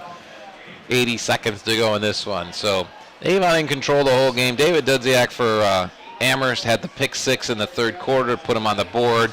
Love to get that 0 off the board for the Comets, and also it's a point of interest for the Avon defense because they can say they shut things down, and then no points scored on the Avon defense today.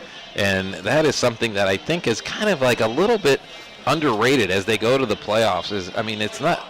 It's something everyone's aware of, but because the offense got rolling in like weeks 3 and 4 for Avon, and obviously those skill guys get all the press. But this Avon defense, boy, I tell you what, they don't give up a lot. Only 10 last week, 7s a couple times, a shutout against Elyria, only 14 surrendered against Olmsted Falls, and getting a 0 tonight. They're ready to take on their rivals next week. Elder trying to pass out on the left side. That one's complete. Gets a couple yards, but that's going to do it. 20 seconds to go. There's no need to run another play. And the Avon Eagles, the number 1 team in Division II in the state of Ohio, number 1, of course, in their Region 6 computer rankings, moves to 9-0, perfect record, obviously, in the Southwestern Conference as well. They set themselves up for a big finish and maybe a big postseason as well. For the Amherst Comets, things have gotten to be a little bit of a struggle the last couple of weeks, but we saw a lot of good things out there that they can get ready and possibly have a second season still as well for the Comets. We'll talk about all that, get you the stats and some awards for tonight's game when we come back here on the Lorain County Sports Network.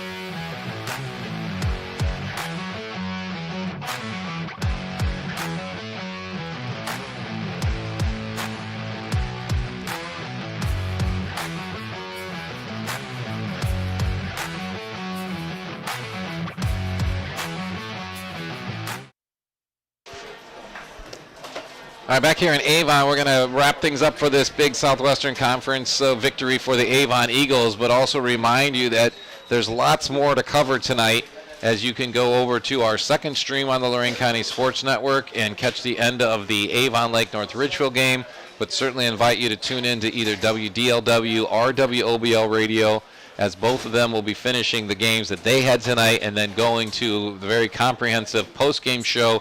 If you like things on the computer like you've been watching all night on the Lorain County Sports Network, you can turn on Facebook, and that post-game show from the radio studios will be also simulcast on Facebook as well. I'm John Guzik filling in for Bull this evening, who's out ill. Hopefully he'll be back next week. And Max Drummond, you guys have an assignment for Week 10 as well, right? That's right. We will be out at Wellington at Firelands, and so we're going to take a trip over to a Lorain County League matchup. Yeah, and again, with this extended postseason, a lot on the line for those teams. And Wellington has had some nice spots of this season as well. And Firelands, even though they seem to start a little shaky, they've really put together some nice games in between as well. Of course, the number one team in the state is right here on the field here, these Avon Eagles. We'll have them on WDLW next week. They'll be going across the tracks to the north to take on their rivals and try to complete a perfect season and wrap up the sole possession of the Southwestern Conference, which should be, I don't know that anyone, North Ridgeville has the only one losses to Avon, right? So potentially North Ridgeville could share the Southwestern Conference if the Avon Lake can pull the upset next week. But it's safe to say, a lot of times we have these games, well, this is a competitive. No, when you're number one in the state, anyone who's going to beat you, it's going to be an upset, as Avon has really, just set the bar so high this year. And we expect to be covering them a lot in their postseason run as well. So keep in mind, whether on the Lorain County Sports Network here, WDLW, WOBL, the whole team working for you guys to bring you the most extensive and comprehensive coverage of Lorain County sports. So let's get back to wrapping up this game tonight. Again, the final score here in Avon, it was the host Eagles on senior night putting up a 42-7 win over the Amherst Comets. And first of all, let's break down some of the numbers that made up today's game, as we are now into the I-90 Nissan and Sheffield Village postgame show, because the deals are so good and the numbers were pretty good for the Avon Eagles tonight. And there's a certain good that filled the stat sheet. Nolan Good, of course, 14-20, 305 through the air and 2 touchdowns. Also ran in 2 more. And then he had a couple of great targets down the field, a trio, if you will. Matt Maxey, 5 catches, 125 and a touchdown, as well as Cole Kepner, 4 catches, 115 and a touchdown. And then looking over at Amherst, the Comets, a lot of earned yardage tonight. Cole Norris doing a lot of that on the ground with 87 yards, and through the air, 9-20 by the end of it for 83 yards. And his top target, as we referenced a couple times, is his running back, Byers, going 4 for 34 on the night. Let's go back a couple of those numbers you mentioned, because Cole Norris, so 87 yards rushing for the game. That's right. But I believe he had 86 at halftime. So what an incredible adjustment by the Avon defense to start shutting him down. And then going back to the Avon quarterback, Nolan Good, 14 out of 20. Okay, so that's obviously, I can do the math on that. That's a 70% completion rate. And how many yards on those 14 completions? Over 300, and that's with his teammate Matt Maxey stealing one of those deep ball passes. But how many did he have? How many 305. So Nolan had 305 on 14 completions. Yes. Wow, well over 20 yards a game. And the stats of the game brought to you by Al Januzzi, CPA. Al knows it's all about the numbers.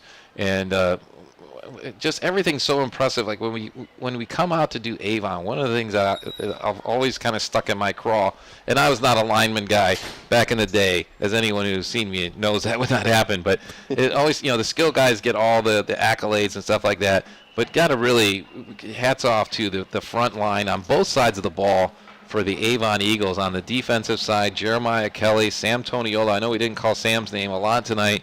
Jason Gillespie, Ryan Stolarski had a great game for Avon on the defensive side. Those 5 guys up front for the Avon offense, though, that have just made this offense click all year long. Want to recognize them. Connor Bingham in the middle, Max Hawk and Addison Hanna on either side of him at the guard positions. And Addison, we talked about being on the academic challenge team on top of being a starting guard for the number 1 team in the state. And then the tackles, Jeremiah Kelly and Ian Engelhardt. But having said all that, when we talk about who's going to be our Zabel Apparel Company player of the game, where we want to be game day ready all year with Zabel apparel. You got to give it back to one of those skill guys because he's displayed a couple of skills today. Yeah, he was game day ready. Matt Maxey, we mentioned his stats, 5 for 125 and a touchdown, and had one called back, and then obviously an 81-yard touchdown pass as well. So outstanding night for him. Matt Maxey, I mentioned this at the top of our stream today as well. Is Matt's stats are so unbelievably impressive, and yet he doesn't play. I think he certainly finished. He played the first 3 games of the season. He would have played the whole game. Those are close, competitive games. But in these last 6 games, he's not even playing most of the second half, and many of those second halves are running clocks where there's limited plays, and yet he still dominates the whole county. And we're just getting word now from our sister broadcast over there on the Lorain County Sports Network that the Avon Lake Shoremen did pull off the win tonight. On a game-winning field goal as time expired. So don't worry, those videos, those live streams, they save. So if you missed it, go back, rewind a little bit, and you'll be able to catch that, as that's a wild ending, 12-10 in favor of the Shoremen. Wow, good point. Yeah, you can go back and watch a fantastic finish, but a big win for Avon Lake tonight, as they had that heartbreaker in double overtime last week against Olmsted Falls, and they got to take on the #1 team in the state next Friday for their senior night and the final of the regular season here. And we will mention in downtown Cleveland, they're now in the top of the 4th inning. The Yankees only have 3 hits, but they have 3 runs. But the Indians have put up runs in the 1st and 3rd. So 3-2, top of the 4th. And that's a team, as proven last night, great adage of sports, but a nice thing about being a Cleveland baseball fan is you can never give up on that team. You just never know what's going to happen. And last night was just about as exciting as it got. Today, not as exciting on the scoreboard today, but if you're an Avon Eagle fan, you're very excited about where this team has been this year, what they've accomplished, and certainly what's left to happen before this season is over, as the Eagles most of them are huddled up there at the on the Eagle at midfield, and want to appreciate everyone who put so much effort into tonight's game. And I want to make sure before we sign off, I did get everything done here. We need a big play of the game. We need the big play of the game is brought to you by Big Brothers, Big Sisters of Lorain County. Be a big, get a big, and I'm telling you what, we're going to have a tie for this one tonight, because one of them was a good to Maxey pass play. It was one of those one-play drives where Matt Maxey caught the ball just past midfield, ran it in for the score from out there, 78-yard run, and then he comes back later, and Matt Maxey throws a 68-yard pass.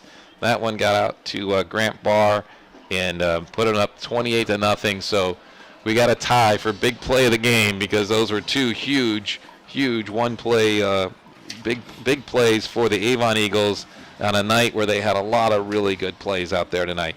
So appreciate everyone who put their work into getting things done tonight here. Sam upstairs staying warm enough up there, buddy. Now that you're back here getting warm. Edwin Vereen making everything happen. Bull, we count on him being back next week for that game between Wellington and Firelands. And, of course, my partner, Max Drummond. Thanks for putting up with me for tonight as we brought the old team back together.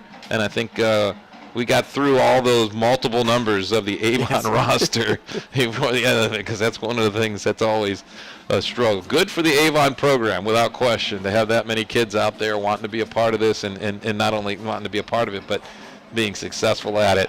And we had a lot of fun here tonight, and always Friday Night Lights are great, and appreciate especially to Gary Tollett, the owner, who's helped put all this together with our 5 games that we cover every Friday night now, and our sports director, Don Vincent, who somehow, I bet, managed to get through that Lorraine-Bedford game tonight on WDLW without me. I think he figured out a way to do it. So for the crew tonight, I want to remind you our final score again. Avon 42, North Ridgeville 7. As the #1 team in the state, the Avon Eagles remain undefeated at 9-0. And again, make sure you take a chance to switch over to either WDLW, WOBL, or our Facebook Live simulcast to get the comprehensive post-game show from our studios and get you everything you need to know about Lorain County football tonight. Last time, Avon 42, Amherst 7 on the Lorain County Sports Network. Have a great night, everybody.